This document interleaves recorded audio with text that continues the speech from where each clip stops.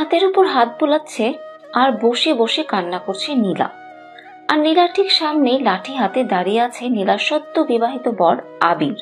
আজকে আবির আর নীলার বাসর রাত, আর বাসর রাতে বরের হাতে লাঠির বাড়ি খেয়ে বসে বসে কাঁদছে নীলা।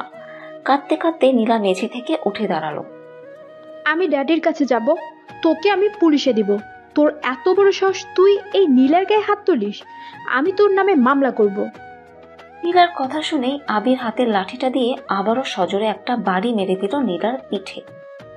এই, আমি তোমার স্বামী, তোমার সাহস কি করে হয় আমার সাথে তুই তুই করে কথা বলা? আপনি করে বলো, নইলে বাসর রাতে আমার আদর খাওয়ার বদলে মায়ের খাইতে হবে তোমার। হে, কিসের বাসরাত? কিসের আদর? আমি তোর মতো একটা ছোট লোককে নিজের বর হিসেবে কখনোই মানব না। আমি ড্যাডির কাছে যাব। চুপ, একদম চুপ। ভালোই ভালোই বলছি, একদম চুপ করো। আর ভালো বউয়ের মতো আমার কথা শোনো, নইলে লাঠির বাড়ি একটাও নিচে পড়বে না। আবিরের কথা শুনে নীলার কান্নার আওয়াজ যেন আরো বেড়ে গেল। এর আগে কখনোই কারো হাতে মার খায়নি নীলা, তবে বাসর রাতে যে তাকে বরের হাতে মার খেতে হবে এটা তার ভাবনার বাইরে ছিল। 30 মিনিট আগে লাল টকটকে রঙের পাথরের কারুকাজ করা লম্বা লেহেঙ্গা আর লম্বা ওড়না পরে বধূ সাজে বসে আছে নীলা। আজকে সন্ধ্যাতেই তার বিয়ে হয়েছে। ড্যাডির মুখে শুনেছে অনেক বড়লোক ঘরের ছেলের সাথে বিয়ে হয়েছে তার। ছেলেটা দেখতেও বেশ হ্যান্ডসাম, যদিও এগুলো সব ড্যাডির মুখেই শুনেছে। নীলা ছেলেকে দেখেও নি একবার, কারণ ড্যাডির উপর তার অগাধ বিশ্বাস। সদ্য বিবাহিত বরকে নিয়ে কত শত স্বপ্ন আঁকছিল নীলা এতক্ষণ। বিয়ের পর কোথায় হানিমুনে যাবে, কোন 5 স্টার হোটেলে ক্যান্ডেল লাইট ডিনার করবে, কোন শপিং মল থেকে দামি দামি শপিং করবে, এইসব নিয়ে আকাশ পাতাল ভাবছিল নীলা। হঠাৎ নীলার ভাবনায় ছেদ পড়ে দরজা খোলার শব্দে। নীলা এমনিতে অন্য মেয়েদের মতো খুব একটা লজ্জা পায় না, তবে বাসরাত বলে কথা, তাই না চাইলেও একটু লজ্জা তো চলেই আসে। বরকে রুমে ঢুকতে দেখে মাথার ঘোমটাটা আরো একটু টেনে নিয়ে কুটিসুটি মেরে বসে রইল নীলা। নীলার সদ্য বিবাহিত বর নীলার সামনে এসে দাঁড়িয়ে রাগী গলায় বলল, বাসর করে বর রুমে ঢুকলে সালাম দিতে হয়, এটা কি তোমার কেউ বলে দেয়নি নীলা? আবিরের কণ্ঠ শুনে হকচকিয়ে উঠে মাথার ঘোমটাটা সরিয়ে ফেলে নীলা, কারণ কণ্ঠটা ওর খুব চেনা। বরের বেশে আবিরকে সামনে দেখে মাথায় যেন আকাশ ভেঙে পড়ে ওর। আবিরের মতো একজন গরিব ছোট লোকের সাথে ওর বিয়ে হয়েছে, ভাবতেই যেন পাগল পাগল লাগছে নীলার। নীলা দ্রুত বিছানা ছেড়ে নিচে নেমে এসে বলল, আবির, তুমি এখানে? আমার বর কোথায়? তুমি আমার বাসর ঘরে কি করছো? বারে, নিজের সদ্য বিবাহিত বরকে জিজ্ঞেস করছো যে সে তোমার বাসর ঘরে কি করছে? বলি, বাসর ঘরে বর না থাকলে বাসর করবে কার সাথে শুনি? এখন সময় নষ্ট না করে আমায় সালাম করো জলদি। হোয়াট? তুমি আমার বর হতেই পারো না। আমার তো বিয়ে হয়েছে বিশাল বড়লোক ছেলের সাথে, আর তুমি তো একজন ভিখারি। বলো, আমার বর কোথায়? আমি আমার বরের কাছে যাব। কবুল বলার সময় তুমি হয়তো বরের নামটা ঠিক করে শুনোনি নীলা, তাই এমন আবোল তাবোল করছ। তোমার বিয়ে কোনো বড় লোকের ছেলের সাথে নয়, বরং আমার মতো এই ভিখারির সাথেই হয়েছে। অসম্ভব, এটা হতেই পারে না। আমি মানি না তোর মতো ভিখারিকে আমার বর হিসেবে। আমি চলে যাব এক্ষুনি, এই মুহূর্তে চলে যাব এখান থেকে। ড্যাডি আমার সাথে এমনটা করতে পারে না। কথাগুলো বলেই দরজার দিকে পা বাড়ায় নীলা। সাথে সাথে রুমের এক কোনায় একটা লাঠি রাখা ছিল, সেটা হাতে নিয়ে নীলার হাতে বাড়ি মেরে দেয় আবির। লাঠির বাড়ি খেয়ে চিৎকার দিয়ে নিচে বসে পড়ে নীলা। তারপরের ঘটনা তো প্রথমেই বলা হলো। এইভাবে বসে বসে নেকাকান্না না করে এখানে এসে আমার পা টিপে চল। বিছানার উপর শুয়ে পড়ে নীলার দিকে তাকিয়ে উপরের কথাটা বলল আবির। আবিরের কথা শুনে নীলা কাঁদতে কাঁদতে নাক টেনে টেনে বলল, আমি পা টিপতে পারি না। আমি ড্যাডির কাছে যাব, তোকে আমি পুলিশে দিব। তুই মিথ্যে বলে আমাকে বিয়ে করেছিস, তোকে আমি স্বামী হিসেবে মানি না। নীলার কথা শুনে লাঠিটা হাতে নিয়ে আবির রাগী গলায় বলল, তবে রে, 2টা বাড়ি খেয়ে পেট ভরিনি তাই না? আরো একটা লাগবো নাকি? কথাটা বলে বাড়ি মারার জন্য লাঠিটা উঁচু করে ধরল আবির। সাথে সাথে ভয়ে চোখ বন্ধ করে নীলা চিৎকার করে বলল, দিচ্ছি দিচ্ছি, আমি পা টিপে দিচ্ছি, আর মেরো না প্লিজ। এই তো আমার ভালো বউ, তাহলে আর বসে না থেকে এসো, কাজে লেগে পড়ো। কথাটা বলে বিছানায় গিয়ে শটাং হয়ে শুয়ে পড়ল আবির। না চাওয়া সত্ত্বেও বাধ্য হয়ে নাক টানতে টানতে আবিরের কাছে গিয়ে আবিরের পা টিপতে লাগলো নীলা। পা টিপছে আর নাক টেনে টেনে কান্না করছে নীলা। সেদিকে আবিরের কোনো খেয়াল নেই। সে আরামে শুয়ে থেকে বউয়ের পা টিপে দেওয়ার মজা উপভোগ করছে। বেশ কিছুক্ষণ পা টেপার পর নীলার এক হাত ধরে হ্যাচকা টান দিল আবির। আচমকা হাতে এমন টান পড়ায় তার সামলাতে না পেরে আবিরের বুকে আছড়ে পড়ল নীলা।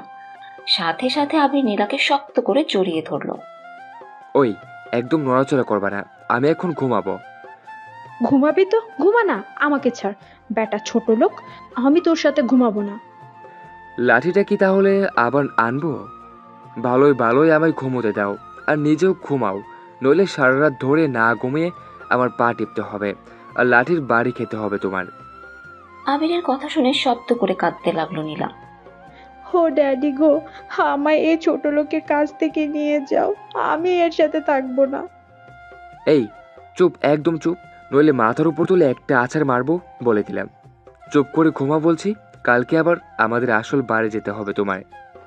আবিরের কথা শুনে নাক টেনে ধরা গলায় নীলা বলল, আসল বাড়ি মানে? এটা কার বাড়ি তাহলে? তোমার কি মনে হয় নীলা, আমার মতো একজন গরিব মানুষের বাড়ি এটা হবে? আরে এটা তো আমি একদিনের জন্য ভাড়া নিয়েছি তোমার বিয়ে করব বলে। কালকে তোমার আর আমার আসল বাড়িতে যাব আমরা, আমার করে।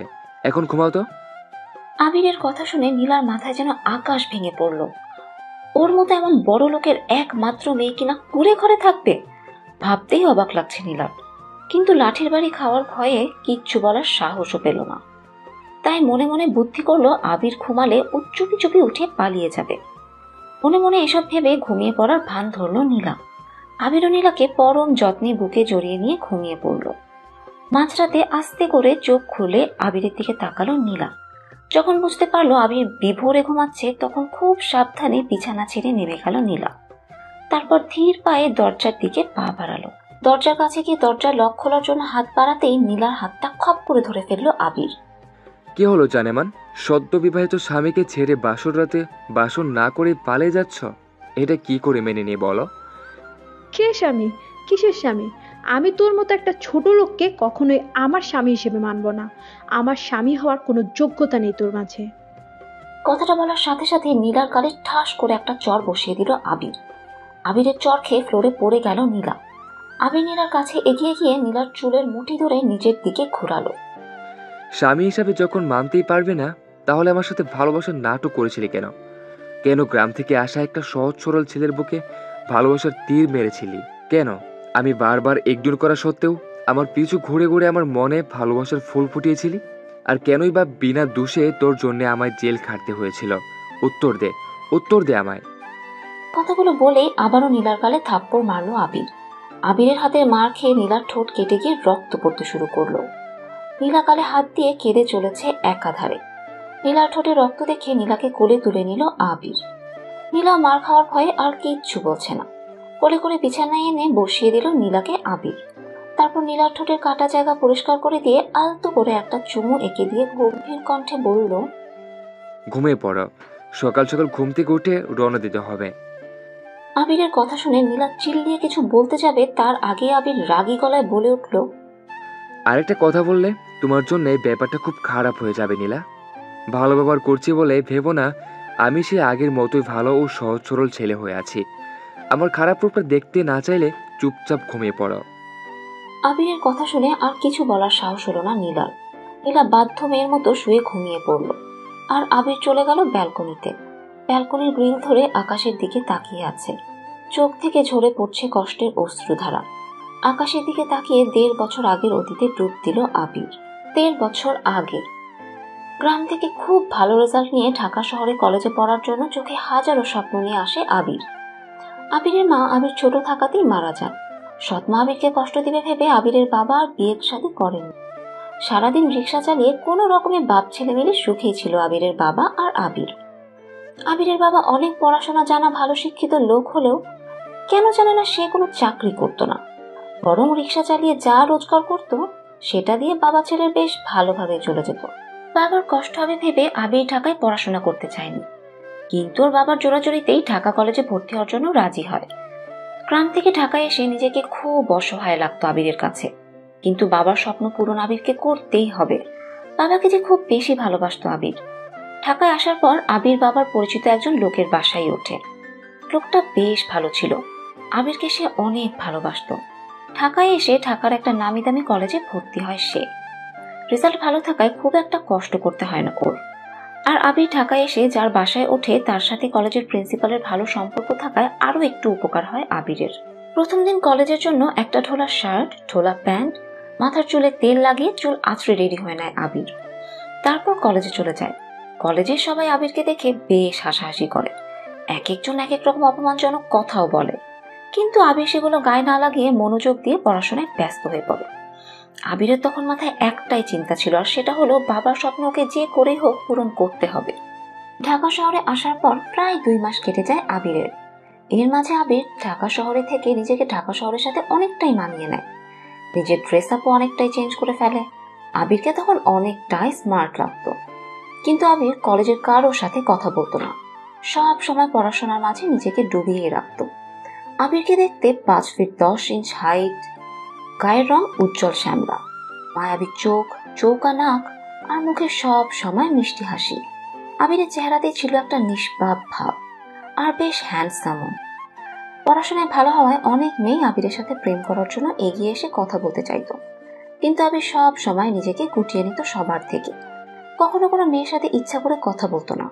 একদিন আবির কলেজ গেট দিয়ে কলেজে ঢুকতেই একটা মেয়ে দৌড়ে এসে আবিরের উপর আছড়ে পড়ে। ঘটনার আকস্মিকতায় কিছু বুঝে ওঠার আগে মেয়েটিকে নিয়ে নিচে পড়ে যায় আবির। হাতে বেশ ব্যথাও পায় সে, কিন্তু সেদিকে পাত্তা না দিয়ে মেয়েটির দিকে না তাকিয়ে নিজের থেকে তাড়াতাড়ি মেয়েটিকে সরিয়ে উঠে দাঁড়ায়। তারপর অন্যদিকে ঘুরে সরি বলে হন হনিয়ে সেখান থেকে চলে যায় আবির। আবির চলে গেলেও পিছনে থাকা মেয়েটা এটা মানতে পারে না যে কেউ ওকে এভাবে ইগনোর করে চলে গেল। ঢাকার বিশিষ্ট শিল্পপতির একমাত্র সুন্দরী মেয়ে নীলা, যেমন তার রূপ তেমনই তার অহংকারের ভরা, আর রাগটা যেন তার আকাশ ছোঁয়া। ওর দিকে না তাকিয়ে এভাবে চলে যাওয়াকে মেনে নিতে পারে না নীলা। রাগে ফোঁস করতে থাকে ও। আর তখনই নীলার বান্ধবী অনু আর আঁখি এসে বলে, কিরে নীলা, এটা কি হলো বলতো? তোর দিকে একবার ফিরেও তাকালো না ছেলেটা। আহারে, আমাদের তো ভাবতেই অবাক লাগছে, তোকে দেখেও না দেখার মতো করে চলে গেল। এই তোর রূপের বাহার। বান্ধবীদের কথায় মাথায় যেন রক্ত উঠে যায় নীলার। এই গেও ভূতটার এত বড় সাহস, ও আমাকে ইগনোর করে, এই নীলাকে ইগনোর করে। ওকে তো আমি মেরেই ফেলবো। মেরে ফেললে কি সব ঠিক হয়ে যাবে বল? ওই ছেলেটা তো তোকে দেখে এমন ভাব করলো যেন তোর রূপে ওর কিছু যায় আসে না। তাহলে আমি ওকে হাত পা ভেঙে কলেজ থেকে বের করে দেওয়ার ব্যবস্থা করব। তাতে কি তোর অপমানের প্রতিশোধ নেওয়া হবে বল? বরং সবাই বলবে গ্রামের একজন গেয়ভূত তোর মতো রূপবতীকে পাত্তাই দেয়নি। বান্ধবীদের কথায় রাগে যেন নিজের মাথার চুল ছিঁড়তে ইচ্ছা করছে নীলার, কিন্তু তবুও নীলা নিজেকে শান্ত করে বলে, তাহলে আমি কি করব বল? কি করলে আমার প্রতিশোধ নেওয়া হবে? এমন কিছু কর যেন ওই ছেলেটা তোর পেছনে পোষা কুকুরের মতো ঘুরঘুর করে, তোর ভালোবাসায় পাগল হয়ে যায়। তাহলেই বুঝবো তোর রূপের পাহাড়। হোয়াট? তোর কি মাথা খারাপ হয়ে গেছে আখি? কি বলছিস তুই? আমি কি না প্রেম করব এই গেও ভূতটার সাথে? Impossible, just impossible. আরে ইয়ার, এত সিরিয়াস হচ্ছিস কেন? আমরা তো তোকে বলিনি ওর সাথে সত্যি সত্যি প্রেম করতে। তুই শুধু ওর সাথে এমন কিছু কর যেন ও তোর প্রেমে পড়ে। পড়াশোনায় ভালো বলে খুব অহংকার ওই ছেলেটার। ওর সব অহংকার ভেঙে দে, আর যখন ও তোর পিছু পিছু ঘুরবে তখন অপমান করে তাড়িয়ে দিবি। সিম্পল। বান্ধবীদের কথায় কিছু একটা ভাবে নীলা, তারপর বাঁকা হেসে বলে, ইয়েস, তোরা ঠিক বলছিস, আমি সত্যি তাই করব। এই গেও ভূতটাকে আমার পেছনে কুকুরের মতো দৌড় করাবো আমি। তারপর আমার এই অপমানের প্রতিশোধ নিব। আর এটা আমার চ্যালেঞ্জ। হে নীলার চ্যালেঞ্জ এটা।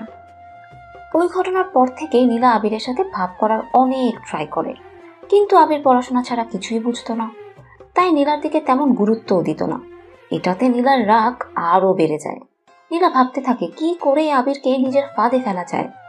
1 মাস পর আবির লাইব্রেরিতে বসে বই পড়ছিল। তখনই নীলা গিয়ে আবিরের সামনে দাঁড়ায়। হাই আবি, আপনার সাথে একটু কথা ছিল।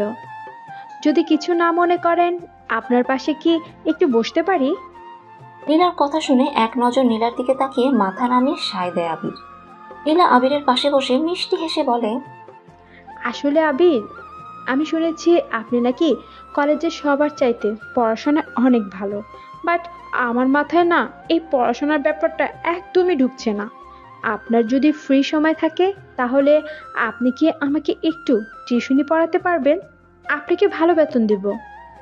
নীলার কথা শুনে আবিরের মুখে হাসি ফুটে ওঠে, কারণ আবিরও চাইছিল কোনো একটা টিউশনি জোগাড় করতে, কারণ ঢাকা শহরে থাকার খরচ তো অনেক বেশি, আর যে খরচটা দিতে গিয়ে ওর বাবার অনেক কষ্ট হয়ে যাচ্ছে।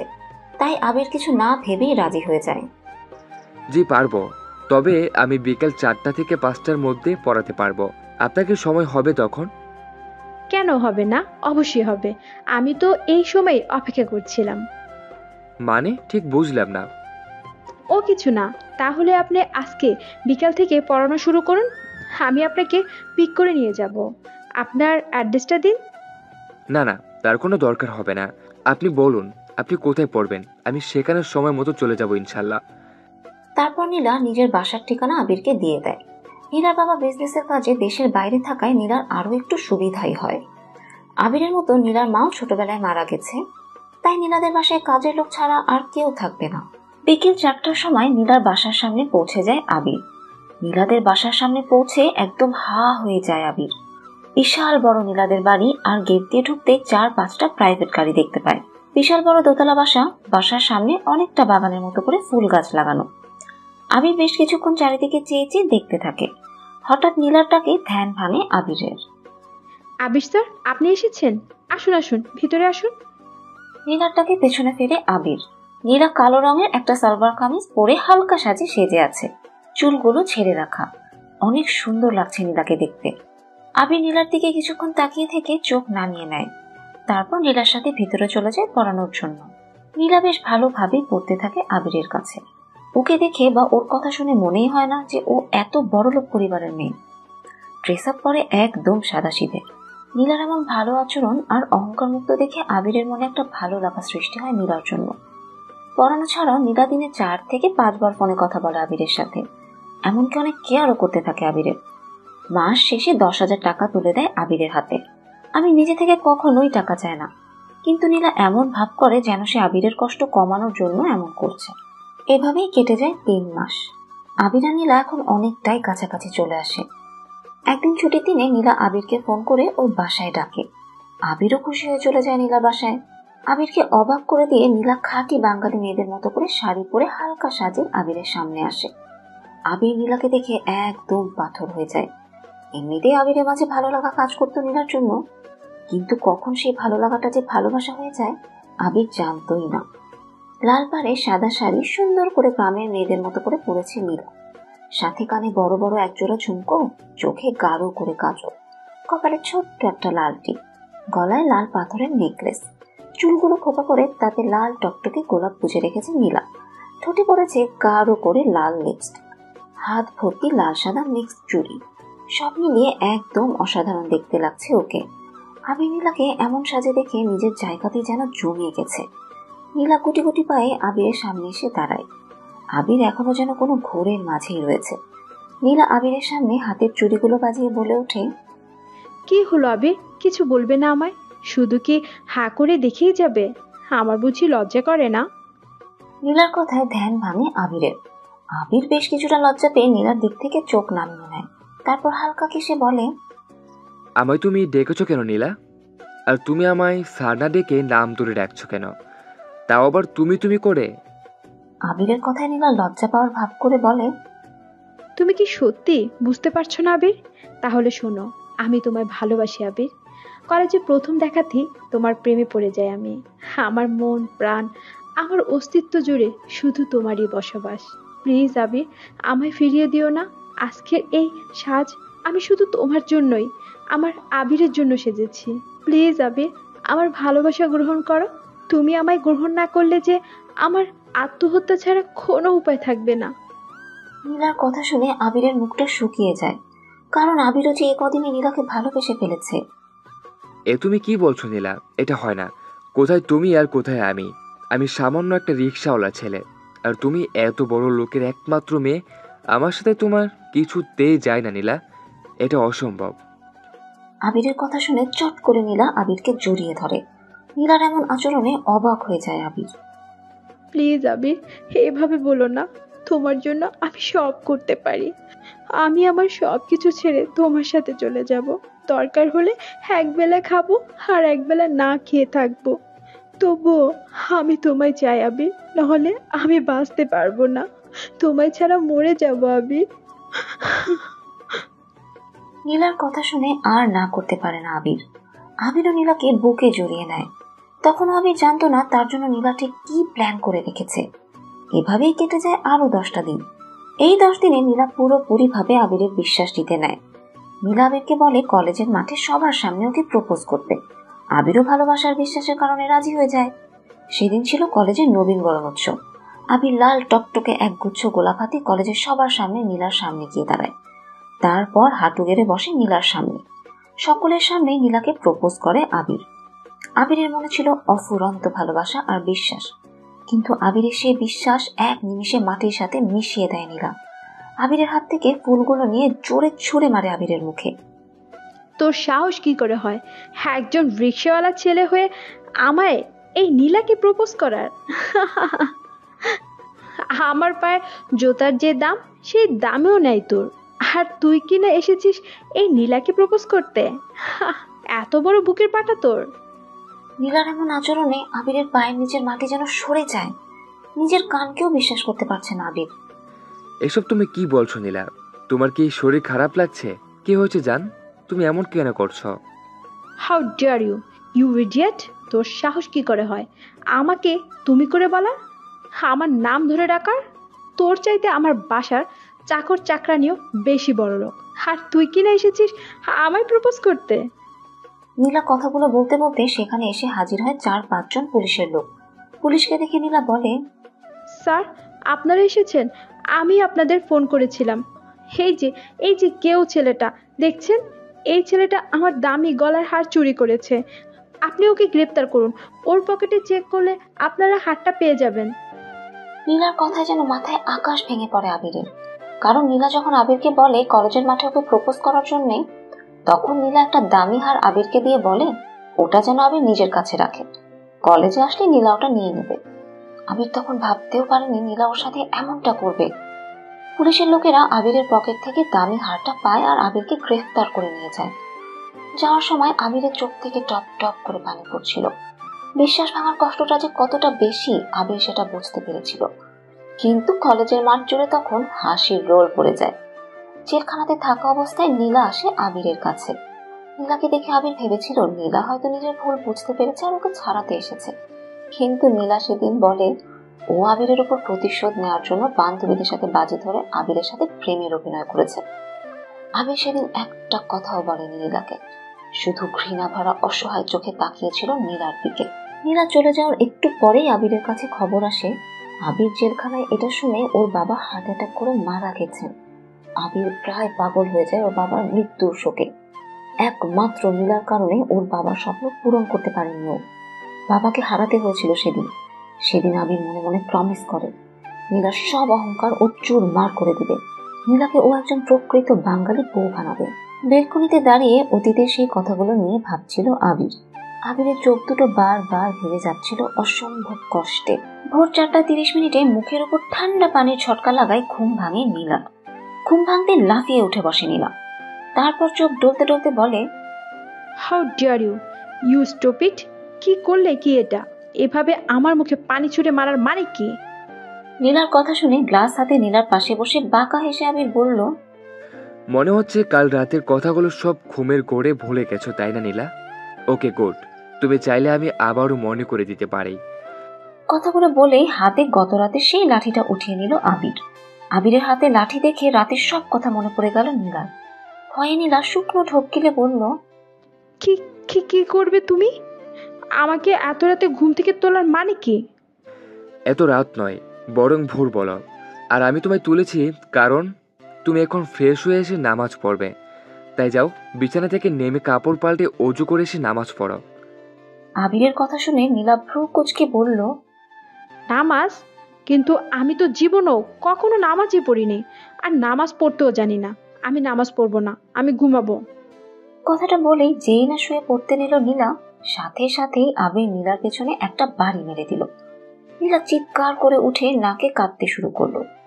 নীলার কান্না দেখে আবির রাগী গলায় বলল, আমি 1 থেকে 5 পর্যন্ত গুনবো। এর মাঝে তোমাকে বিছানা ছেড়ে নেমে ওয়াশরুমে যেতে হবে অজু করার জন্যে, তা না হলে এটার বাড়ি একটাও নিচে পড়বে না। আবিরের কথা শুনে ঠোঁট উল্টে ন্যাকা কান্না শুরু করলো নীলা।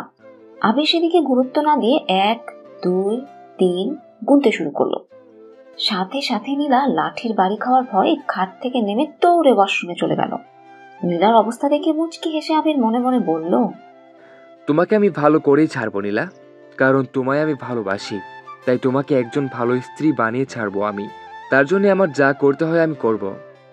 ওয়াশরুমের বাইরে দাঁড়িয়ে দরজায় টোকা দিয়ে আবির বলল, নামাজের রক্ত শেষ হয়ে যাচ্ছে, জলদি ফ্রেশ হয়ে বাইরে বের হও। আবিরের কথা শুনে রাগে দাঁত কিরমির করে নীলা মনে মনে বলল, একবার শুধু তোর হাত থেকে মুক্তি পেয়ে নে আবির, তারপর তুই বুঝবি এই নীলা তোকে কি করতে পারে। নীলার গায়ে তুই যে হাত দিয়ে আঘাত করেছিস, সেই হাত কুচি কুচি করে না কাটলে আমার নামও নীলা না। মনে মনে আমায় বকাবকি বন্ধ হয়ে থাকলে এখনই জলদি বের হও নীলা, নামাজের রক্ত শেষ হয়ে যাবে। আবিরের কথা শুনে এতক্ষণে নীলার মনে হলো ও ওয়াশরুমে আসার আগে একটা ড্রেসও নিয়ে আসেনি। এদিকে গায়ে থাকা বিয়ের পোশাকটাও খুলে রেখেছে, শুধু টাওয়েল পরে আছে ও।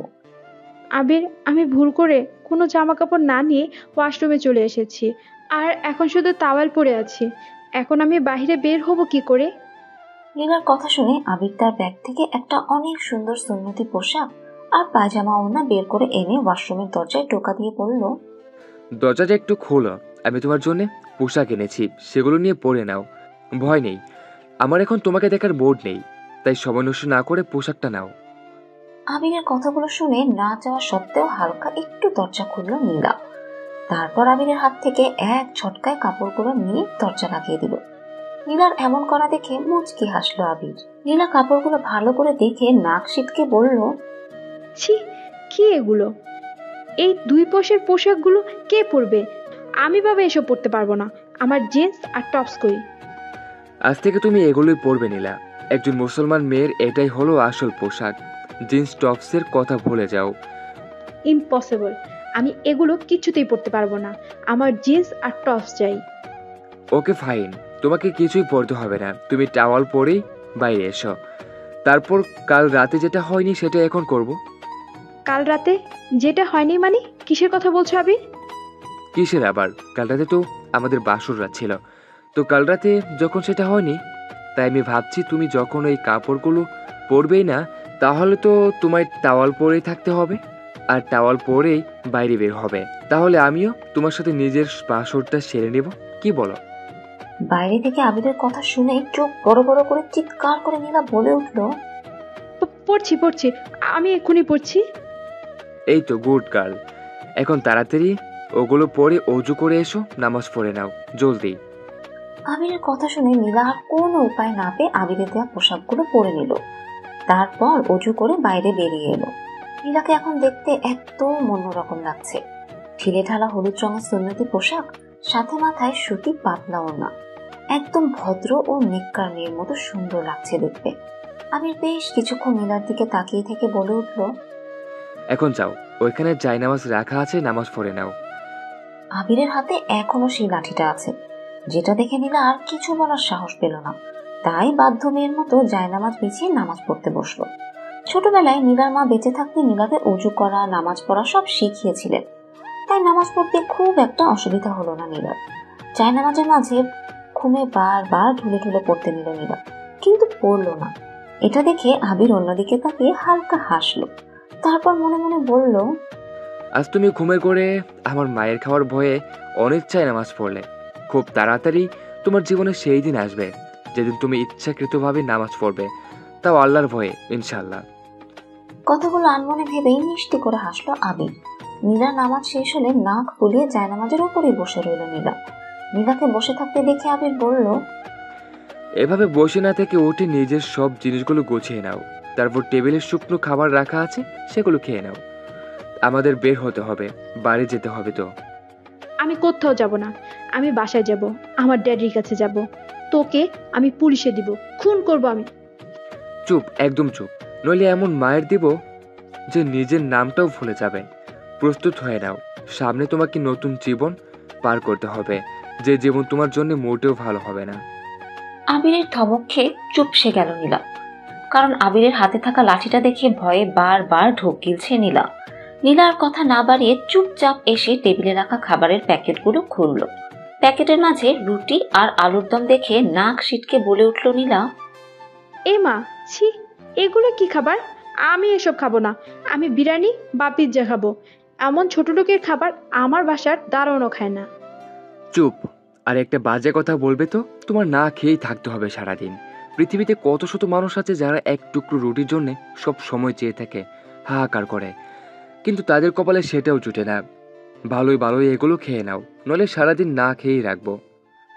আবিরের কথা শুনে নীলা ঠোঁট উল্টে রাগী গলায় বলল, আমি না খেয়ে থাকবো, তবুও এই ছোট লোকদের খাবারগুলো আমি খাবো না।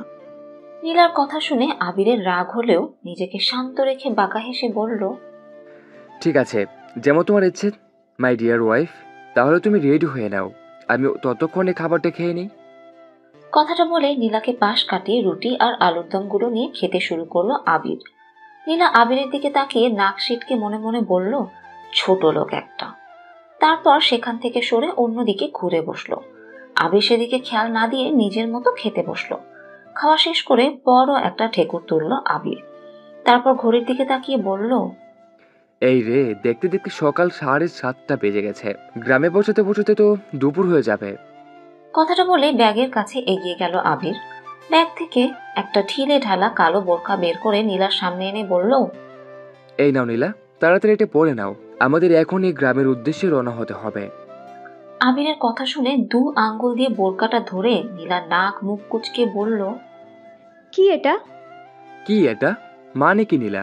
তুমি একজন মুসলমানের মেয়ে হয়ে বোরকা চেনো না? এটা বোরকা যেটা তুমি এখন থেকে পরবে। হোয়াট আর ইউ ক্রেজি আবির? আমি এই নীলা কিনা এমন একটা কালো আলখালাম্মা পরবো? অসম্ভব আবির, আমি এটা কিছুতেই পড়তে পারবো না। কিন্তু পড়তে তো তোমাকে হবেই নীলা, আর এটা শুধু আজ নয়, বরং সব সময় বাইরে যাওয়ার সময় পড়তে হবে তোমায়, কারণ আমি চাই না আমার একমাত্র আদরের বউয়ের সৌন্দর্য আমি ছাড়া অন্য কেউ দেখুক। তাই বেশি কথা না বলে দ্রুত এটা পরে রেডি হয়ে নাও, আমাদের দেরি হয়ে যাচ্ছে।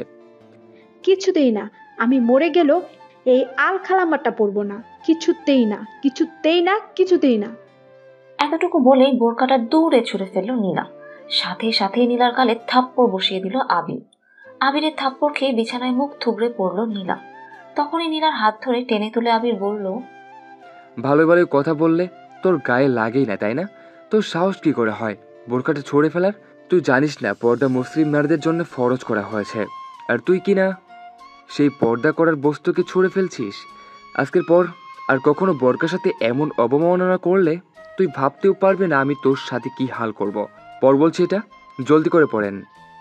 আবিরের হাতে থাপ্পড় খেয়ে ভ্যা ভ্যা করে কাঁদতে লাগলো নীলা। তারপর আর কোনো উপায় না পেয়ে বোরকাটা পরে নিল আর মনে মনে বুদ্ধি পাকালো, একবার শুধু এই বাসা থেকে বের হয়ে নি, তারপর তোকে কি করে শায়েস্তা করতে হয় আমি দেখে নিব আবির। তোকে যদি আমি গণপিটুনি খাইয়ে না মারতে পারি তাহলে আমার নামও নীলা নয়। মনে মনে কথাগুলো ভাবতেই আবির নীলার দিকে তাকিয়ে বলে উঠল, তোমার সেই আশায় বালি মাই সুইটহার্ট। তুমি ভুল করেও ভেবো না যে এই বাসা থেকে বেরিয়ে তুমি কোনো সিন ক্রিয়েট করবে, তাহলে তোমার জন্য ব্যাপারটা একটু ভালো হবে না। কারণ তুমি এখন যে ড্রেসটা পরে আছো বোরকার নিচে, সেই ড্রেসটার ভিতরে চেনের ভিতর 2টা তেলাপোকা আর 6-7টা চেলা ভরে রাখা হয়েছে। তুমি যদি রাস্তায় একটু বাড়াবাড়ি চেষ্টা করো তাহলে আমি এই ছোট্ট রিমোটটা টিপে দেব, আর সেগুলো চেন খুলে বেরিয়ে তোমার সারা শরীর দৌড়ে বেড়াবে। আবিরের কথা শুনে ভয়ে জোরে একটা চিল্লানি দিল নীলা। নীলার চিল্লানি থামানোর জন্য আবির হঠাৎ করে নীলার ঠোঁটে ঠোঁট বসালো। তারপর নীলা কিছুক্ষণ করে শান্ত হলে নীলাকে ছেড়ে দিয়ে আবির বাঁকা হেসে বলল, আগে বললেই হতো যে তুমি এখন বরের আদর খেতে চাও, শুধু শুধু এমন চিল্লানোর কি ছিল? আবিরের কথা শুনে নীলার শরীর যেন রাগে দুঃখে জ্বলে যাচ্ছে। নীলা বুঝতে পেরেছে আবিরের কথা শোনা ছাড়া ওর আর কোনো উপায় নেই। তাই নীলা আর কিচ্ছু না বলে রাগে সাপের মতো ফোঁস করতে করতে আবিরের সাথে রওনা হলো। বাসা থেকে বের হতেই বাসার সামনে একটা সিএনজি দাঁড়ানো দেখতে পেল নীলা। আবির নীলার হাত ধরে নিয়ে গিয়ে সিএনজিতে বসিয়ে দিল আর নীলার পাশে নিজেও বসলো। সিএনজি চালক আবিরের দিকে তাকিয়ে বলল, কি রে আবির, ভাবের মুখটা একটু দেখতে দিবি না? এভাবে পর্দা করে নিয়ে যাচ্ছিস যে, নিজের বন্ধুত্ব কাছেও বউকে লুকাবি? লোকটির কথা শুনে আবির নীলার দিকে তাকিয়ে বাঁকা হেসে বলল, কি করব বলো, আমার বউটা না অনেক পর্দাশীল ও নেককার, তাই স্বামী ছাড়া নিজের সৌন্দর্য আর কারো কাছে প্রকাশ করতে চায় না। তুই চল তো, দেরি হয়ে যাচ্ছে। আবিরের কথা শুনে রাগে ফোঁস ফোঁস করতে লাগলো নীলা। কিছু বলবে আর তখনই আবির হাতের রিমোটটা নীলাকে দেখালো। সাথে সাথে ভয়ে চুপসে গেল নীলা, আর চুপচাপ স্থির হয়ে বসে রইল। প্রায় 3 ঘন্টা জার্নি করার পর গ্রামে এসে পৌঁছালো আবির নীলাকে নিয়ে। সিএনজি থেকে নেমে সিএনজি চালককে চলে যেতে বলল আবির। তারপর নীলার হাত ধরে নিয়ে হাঁটতে শুরু করলো। নীলা যেন নিজেকে বন্দি পাখির মতো মনে হচ্ছে, ভয়ে কিছু বলতেও পারছে না, কারণ আবির বারবার নীলাকে ওই রিমোট টিপার হুমকি দিচ্ছে। এদিকে গরমে ঘেমে একাকার অবস্থা নীলার। একটুখানি পথ হেঁটেই ধপ করে নিচে বসে পড়লো নীলা। তারপর কাঁদো কাঁদো গলায় বলল, আমি আর হাঁটতে পারবো না, আমার পা ছিলে গেছে। ও মা গো! নীলাকে বসতে দেখে আবির হাঁটু ভেঙে বসে নরম গলায় বলল, সরি সোনা, খুব কষ্ট হচ্ছে তাই না? কিন্তু কি করব বলো, এটা তো গ্রাম, এখানে তো তোমায় আমি কোলেও নিতে পারবো না, লোকে খারাপ বলবে। তাই আর একটু কষ্ট করে হাঁটো, আমরা প্রায় এসে গেছি।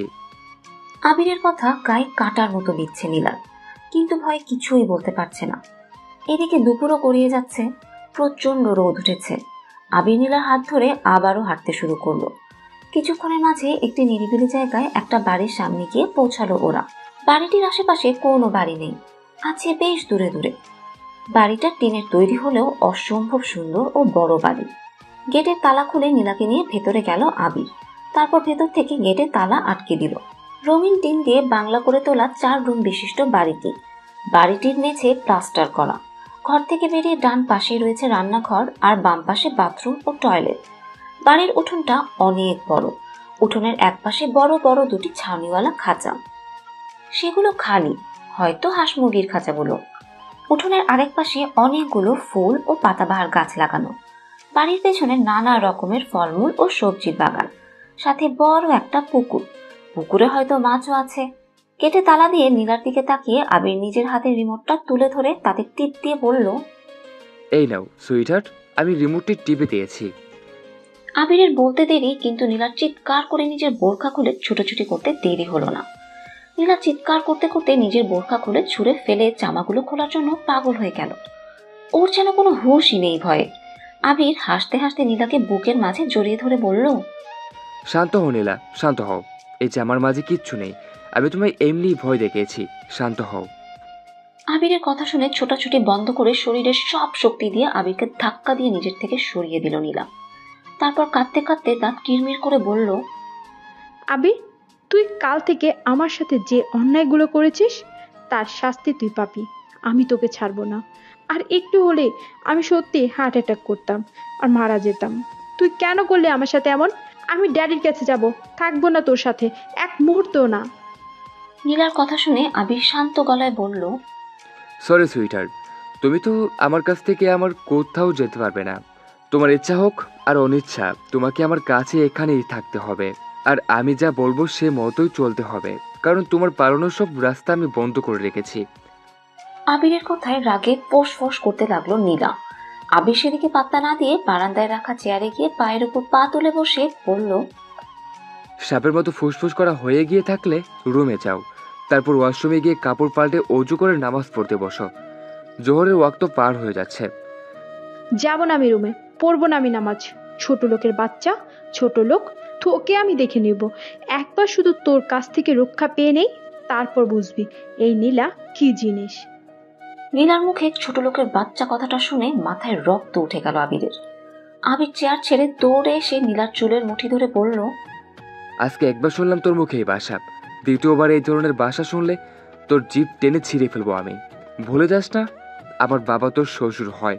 কথাটা মনে রাখবি তো ভালো, নইলে তুই ভাবতেও পারবি না তোকে আমি কি হাল করব। আর একটা কথা কান খোলে শুনে রাখ নীলা, এই বাড়িতে তোকে যদি আমি খুন করে ফেলে রাখি কেউ জানবে না। তাই আমি যেভাবে বলবো সেভাবে চলবি, নইলে তোর জন্যে মোটেও ভালো হবে না। কথাগুলো বলেই নীলাকে ধাক্কা দিয়ে ছেড়ে দিল আবির। নীলা বুঝতে পারলো আবিরের কথা শোনা ছাড়া ওর আর কোনো উপায় নেই। তাই বাধ্য হয়েই নাক ফুলিয়ে ঘরে চলে গেল। ঘরে গিয়ে সারা রুমটায় চোখ বুলালো নীলা। রুমটা অনেক সুন্দর করে সাজানো গোছানো ও পরিপাটি, কিন্তু তবুও নীলার পছন্দ হলো না, কারণ নীলার তো দালান কোঠায় থেকে অভ্যাস, এমন টিনের ঘরে নয়। একটু পর রুম থেকে বেরিয়ে আবিরের সামনে এসে রাগী গলায় নীলা বলল, আমি গোসল করব। গোসল করবে ভালো কথা, তা তোমায় ধরে রেখেছে কে শুনি? সামনে তো ওয়াশরুম আছে, গোসল করো গিয়ে। আমাকে বলার কি আছে? গোসল করে পড়বো কি আমি? আমার ড্রেস কোথায়? ও তাই বলো, আমি তো অন্য কিছু ভেবেছিলাম। আচ্ছা চলো আমার সাথে। কথাটা বলেই নীলার হাত ধরে নিয়ে গেল রুমে আবির। তারপর আলমারি খুলে নীলাকে বলল, এখানে তোমার জন্য অনেক জামা কাপড় আর শাড়ি রাখা আছে, যেটা খুশি পরতে পারো। ইস, এগুলো জামা কাপড় হলো? সবগুলোই তো কেমন ঢিলে ঢালা ছোট লোকের পোশাক। আমি জিন্স আর ফতুয়া পরবো। একবার বললে কি তোমার কথা গায়ে লাগে না নীলা? নাকি তুমি কানে কম শোনো? তোমায় আমি কাল রাতে বলেছি না যে তোমার আর ওইসব জামা কাপড় পরা চলবে না? তোমাকে এগুলোই পরতে হবে এখন থেকে, তা না হলে কিছু না পরেই থাকো, আমার কোনো সমস্যা নাই। কথাটা বলেই বাঁকা হাসলো আবির। আবিরের কথা শুনে নীলা নাক সিটকে আবিরের দিকে তাকিয়ে কয়েকটা জামা কাপড় আর টাওয়েল নিয়ে ওয়াশরুমে চলে গেল। ওয়াশরুমটা অনেক সুন্দর, একদম শহরের মতো ভিতরটা, খুব সুন্দর টাইলস করা। ওয়াশরুমের ভিতর নীলা যে যে জিনিস ব্যবহার করে সব আছে, বডি ওয়াশ থেকে শুরু করে নীলার পছন্দের শ্যাম্পুও। নীলা কিছুটা অবাক হয়ে গোসল করতে শুরু করলো আর মনে মনে ফোন দিয়ে আঁটতে শুরু করলো এখান থেকে কি করে পালানো যায়। গোসল শেষ করে জামা কাপড় পরতে গিয়ে থমকে গেল নীলা, কারণ ও আবিরের উপর রাগ করে ভুলে জামা না এনে পেটিকোট ব্লাউজ আর একটা খয়েরি রঙের শাড়ি নিয়ে চলে এসছে। কি করবে ভাবতে ভাবতে সেগুলোই পরে নিল নীলা। কি আজব ব্যাপার, সব কিছুই নীলার সাইজের। নীলার গায়ে একদম ফিট হয়েছে। নীলা ধীরে ধীরে বাইরে বেরিয়ে এলো। আবির বারান্দাতেই বসেছিল। নীলা বের হতেই বেশ কিছুক্ষণ নীলার দিকে হা করে তাকিয়ে রইল আবির। নীলা মাথা নিচু করে দাঁড়িয়ে আছে। কিছুক্ষণ তাকিয়ে থেকে জোরে শব্দ করে হো হো করে হাসতে লাগলো আবির। কিছুক্ষণ হাসার পর হাসি থামিয়ে আবির বলল, তুমি এটা কি পরেছো নীলা? এটা কি শাড়ি পরা বলে নাকি কাপড় পেঁচানো? আবিরের কথা শুনে নীলা ঠোঁট উল্টে রাগী গলায় বলল, আমি কি কখনো নিজে নিজে শাড়ি পরেছি নাকি? আমি শাড়ি পরতে পারি না, তাই যেভাবে পেরেছি সেইভাবে পরে বেরিয়ে এসেছি। আগে কখনো শাড়ি পরলে পার্লার থেকে লোক এসে আমায় শাড়ি পরিয়ে দিত। নীলার কথা শুনে আরো কিছুক্ষণ হেসে নিয়ে আবির নীলার কাছে এগিয়ে গিয়ে নীলাকে আচমকাই কোলে তুলে নিল। নীলা চিৎকার দিতে চাইলে আবির চোখ গরম করে নীলার দিকে তাকালো। ভয়ে নীলা আর কিচ্ছু বলল না। নীলাকে কোলে নিয়ে গিয়ে রুমে নামিয়ে দিল আবির। তারপর নীলার দিকে তাকিয়ে নরম গলায় বলল, শাড়িটা খুলো নীলা। আবিরের কথা শুনে বড় বড় করে আবিরের দিকে তাকিয়ে নীলা বলল, শাড়ি খুলবো মানে কি বলতে চাও তুমি?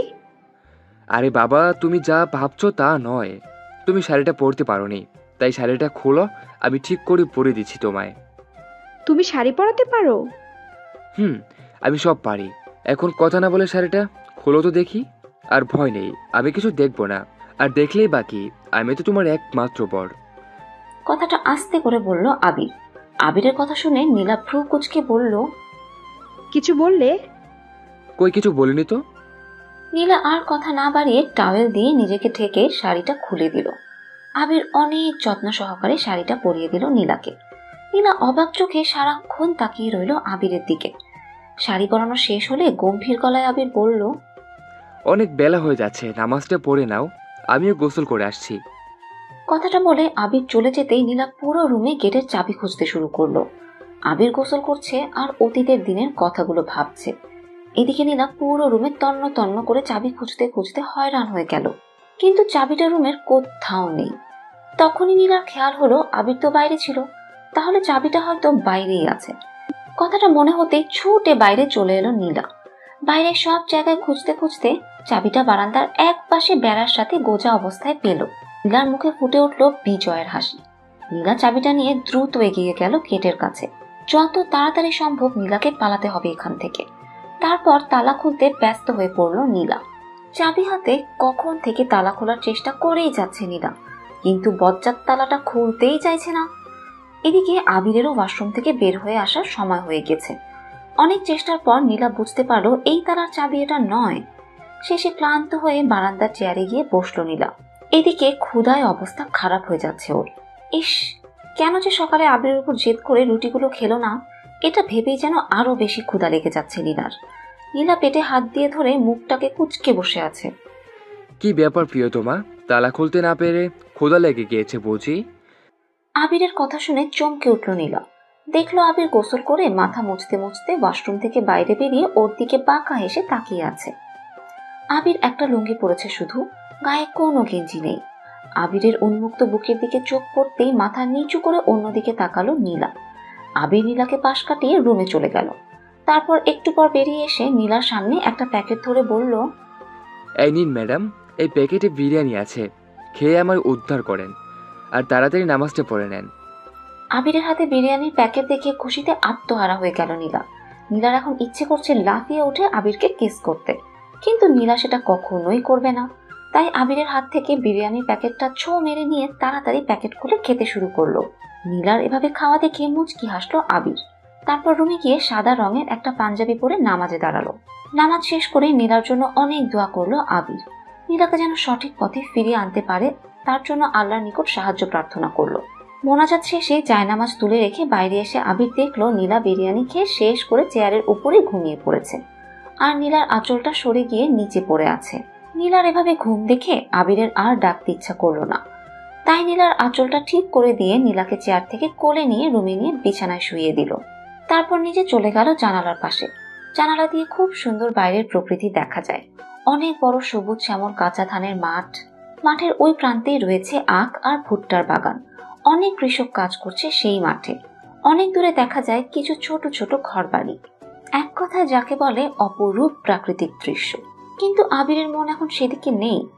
আবির তার নীলার চিন্তায় মগ্ন। বেশ কিছুক্ষণ জানালার ধারে দাঁড়িয়ে থেকে জানলা আটকে দিয়ে নীলার পাশে এসে বসলো আবির। তারপর কিছুক্ষণ নীলার দিকে তাকিয়ে থেকে নীলাকে জড়িয়ে ধরে নিজেও ঘুমিয়ে পড়ল। বাইরে কিছু বাচ্চা ছেলে মেয়েদের চিৎকার চেঁচামেচির শব্দে ঘুম ভাঙলো নীলার। গ্রামের বাড়ির এই একটা সমস্যা, দিনের বেলায় গ্রামের সব বাচ্চা ছেলে মেয়েরা অবাধে ঘুরে বেড়ায় আর চিৎকার চেঁচামেচি করে। ঘুম ভাঙতেই নিজেকে আবিরের বুকে আবিষ্কার করলো নীলা। আবির ওকে শক্ত করে নিজের বুকে জড়িয়ে ধরে ঘুমিয়ে আছে। আবিরের এতটা কাছে থেকে কেমন একটা ভালো লাগা কাজ করছে নীলার মনে। আবিরের ঘুমন্ত মুখটা বড়ই নিষ্পাপ লাগছে দেখতে। নীলা বেশ কিছুক্ষণ আবিরের দিকে তাকিয়ে আছে এক নজরে। হঠাৎ নীলাকে অবাক করে দিয়ে ঘুমন্ত আবির চোখ বন্ধ রেখে বলে উঠল, এভাবে তাকিয়ে থেকো না, নজর লেগে যাবে, নইলে উল্টাপাল্টা কিছু করে বসলে দৌড় দিতে পারবে না আমায়। আবিরের কথা শুনে বড় বড় করে তাকালো নীলা। তুমি ঘুমাওনি? নীলার কথা শুনে নীলাকে আরো একটু শক্ত করে জড়িয়ে ধরে আবির বলল, ঘুমাতে আর দিলে কই, নতুন বিয়ে করার সুন্দরী বউ এভাবে আষ্টে বৃষ্টি জোরে ধরে শুয়ে থাকলে বুঝি ঘুম আসে চোখে? আবিরের কথা শুনে রাগ উঠে গেল নীলার। বজ্জাত ছেলে বলে কি আমি নাকি ওকে জড়িয়ে ধরে শুয়েছি? কথাগুলো ভেবেই আবিরের বুক থেকে উঠে যেতে নিল নীলা।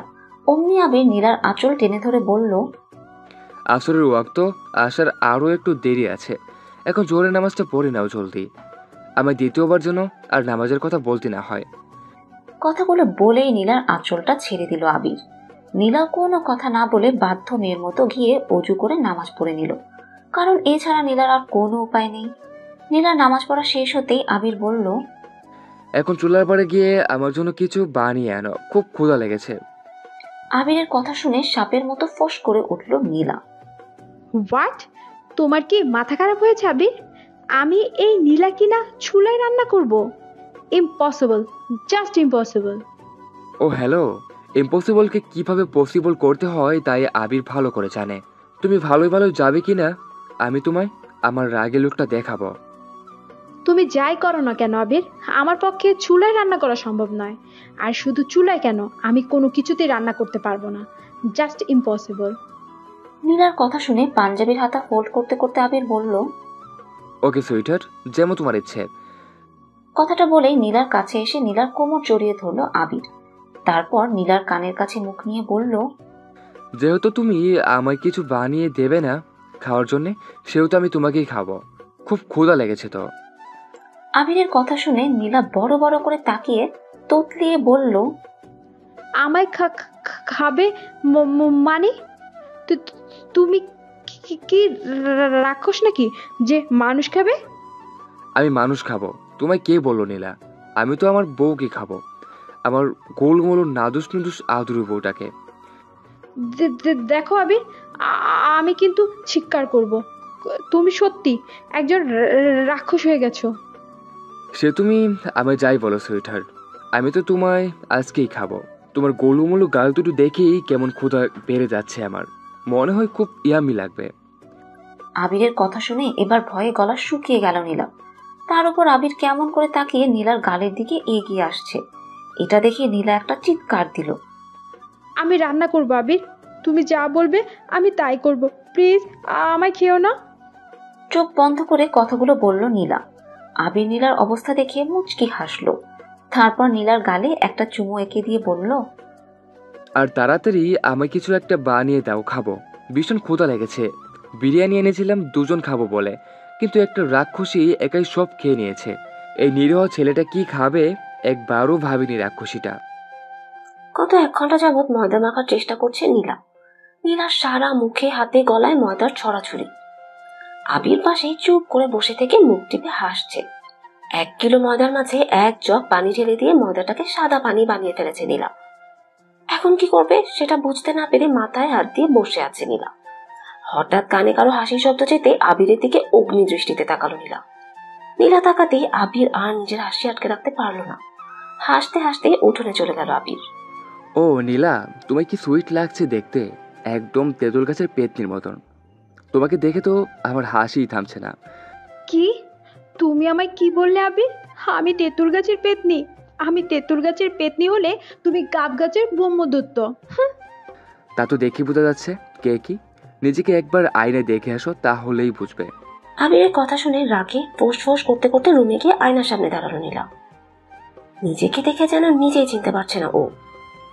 একদম সাদা পেতনির মতোই লাগছে ওকে ময়দার কারণে।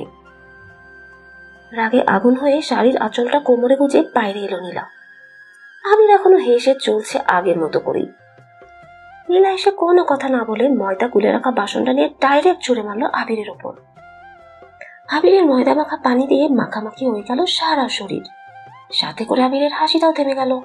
কিন্তু নীলা আবিরের অবস্থা দেখে এবার হাসিতে গড়াগড়ি খেতে লাগলো। হাসি যেন থামছেই না নীলার। হাসতে হাসতে আবিরের সামনে এসে দাঁড়ালো নীলা। হাসো হাসো, এখন হাসো। আমাকে তেঁতুল গাছের পেতনি বলেছিলে না? এখন নিজেকে দেখো কেমন লাগছে। নীলার কথা শুনে আর হাসি দেখে আবির এক ঝটকায় নীলাকে নিজের বুকে নিয়ে নিল। আবিরের শরীরের ময়দা মাখা নীলার শরীরের সাথে লেগে গেল, সাথে করে নীলার হাসিও থেমে গেল। কি হলো সুইটার, হাসি থামালে কেন? হাসো, বেশি করে হাসো। তোমাকে দিয়ে যেহেতু কোনো কাজই হবে না, তুমি একটা অকর্মার ঢেকি, তখন তোমার কাছ থেকে খাবার পাওয়ার আশা করাটাই বৃথা। খোদাই ইচ্ছা তো করছে তোমাকে চিবিয়ে খেয়ে ফেলি। তুমি আমায় কি বললে আবির? আমি অকর্মার ঢেকি? আমাকে খেয়ে ফেলতে ইচ্ছে করছে তোমার? তো এতই যখন অপছন্দ করো আমায় তুমি, তাহলে আমায় এখানে জোর করে ধরে রেখেছো কেন? মুক্তি দাও আমায়। তোমাকে জাস্ট আমার অসহ্য লাগে আবির, অসহ্য।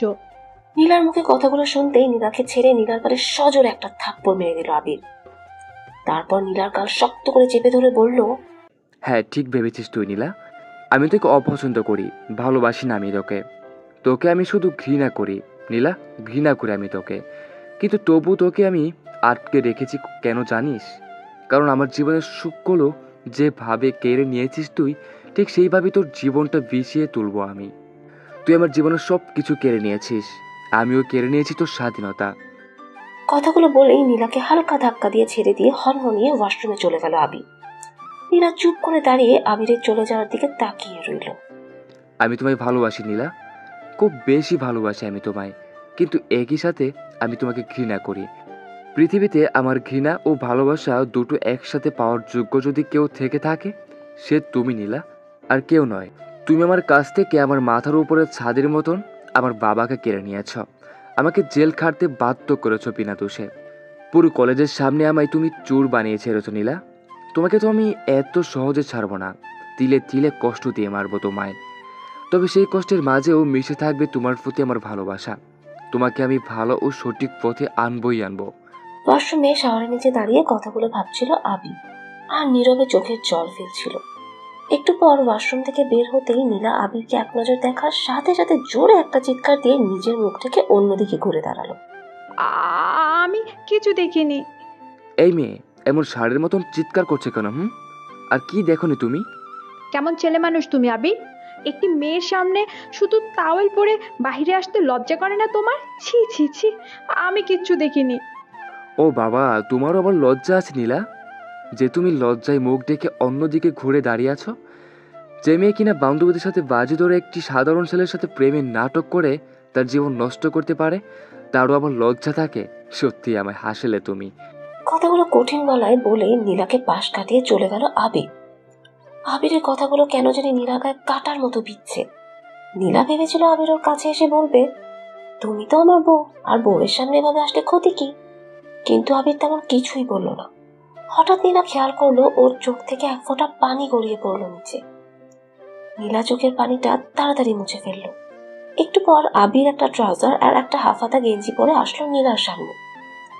আবিরের ওয়াশরুম থেকে বের হওয়ার আগেই নীলা শাড়ি বদলে একটা সুন্নতি জামা পরে নিয়েছে। নীলা, আমার সাথে এসো। কোথায় যাব?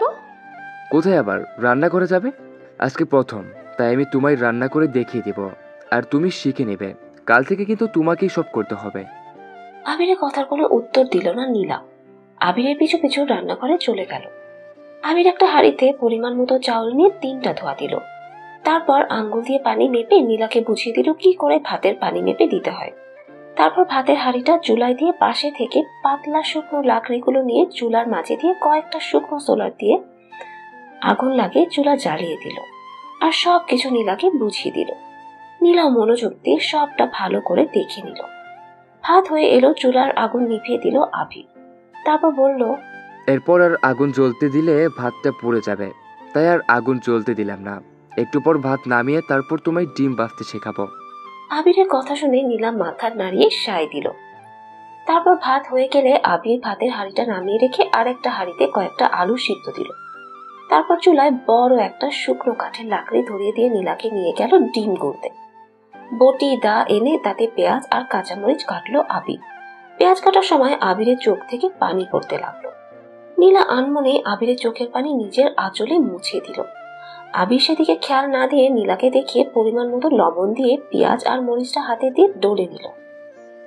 তারপর ডিমটা ভেঙে দিয়ে একটা ছোট কাঁটা চামচ দিয়ে গলিয়ে নিয়ে নীলাকে শিখিয়ে শিখিয়ে ডিম ভেজে নিল। তারপর আলু ভর্তার জন্য শুকনো মরিচ আর পেঁয়াজ ভেজে নিল। সবকিছু করা হয়ে গেলে ঘরে নিয়ে সব গুছিয়ে রেখে হাত মুখ ধুয়ে ফ্রেশ হয়ে আসলো আবির।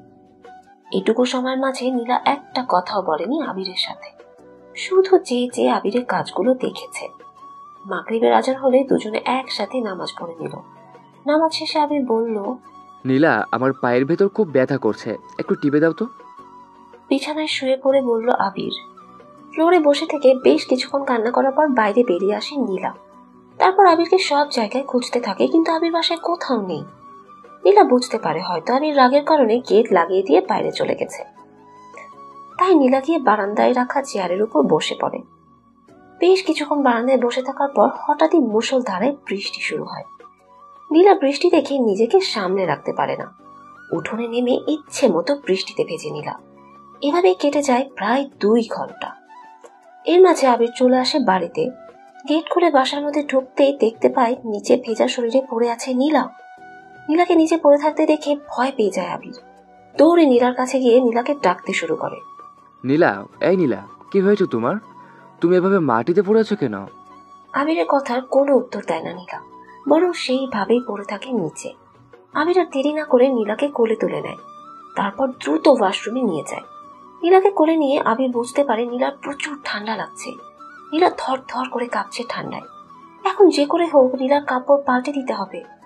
কোনো উপায় না পেয়ে আবির বাধ্য হয়ে নিজেই নীলার কাপড় চেঞ্জ করে দেয়। তারপর নীলাকে শুইয়ে দেয় বিছানায়।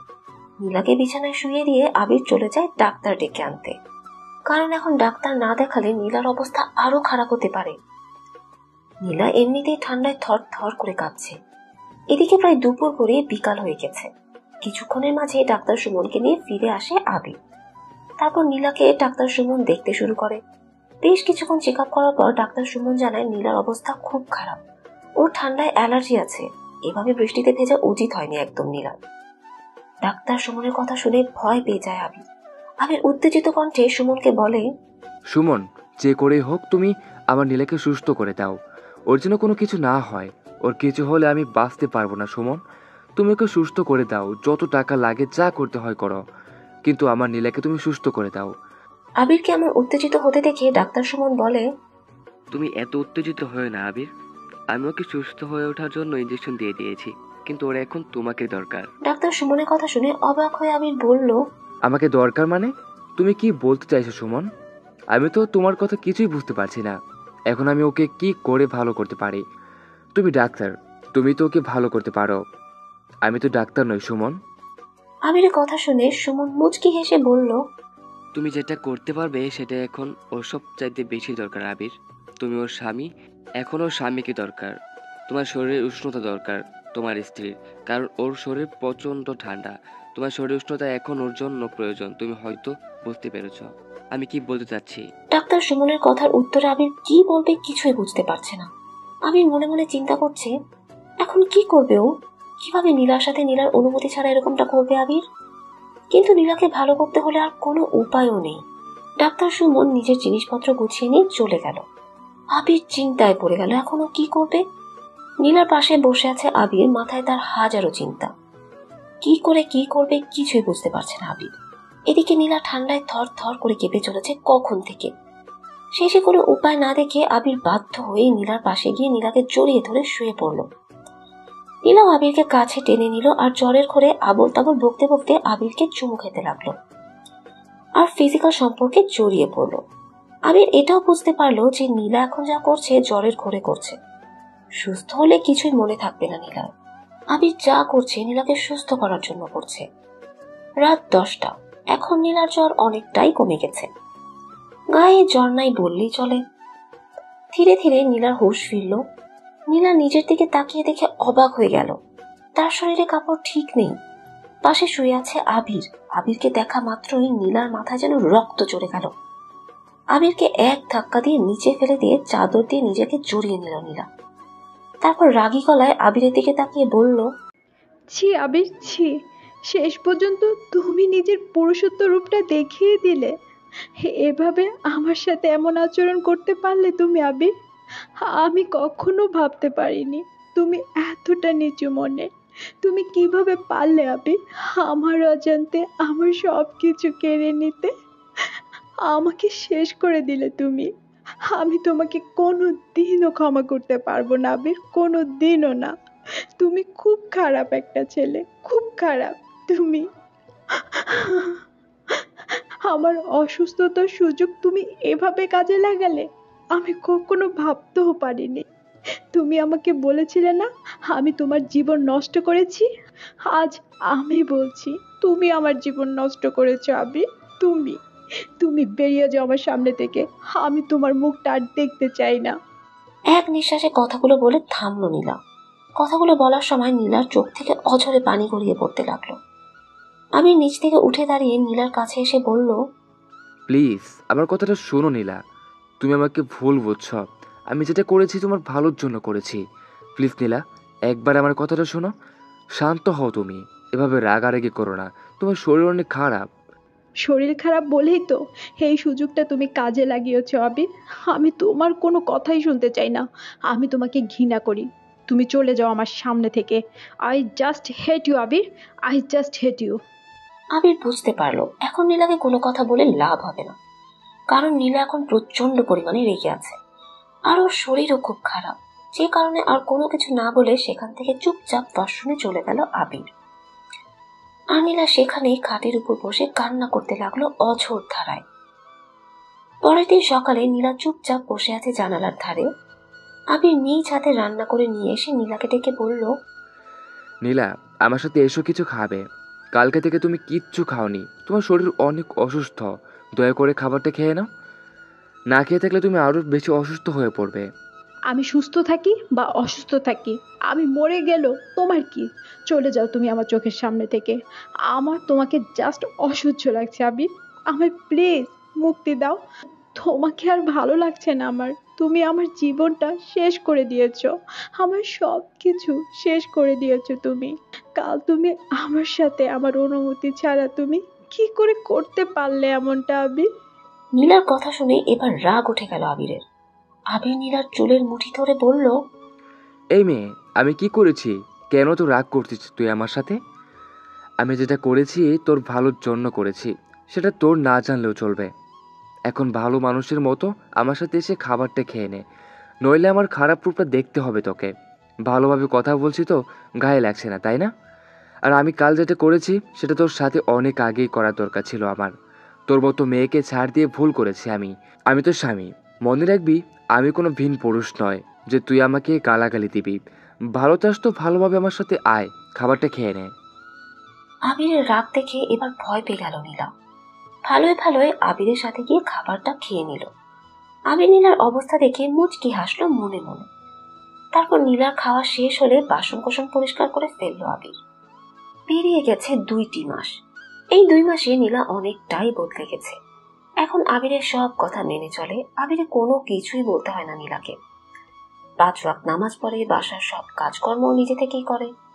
কিন্তু নীলার মন বোঝা বড় কঠিন। আবির এখনো জানে না নীলা আদৌ ভালো হয়েছে নাকি শুধু আবিরের ভয়ে এসব করছে।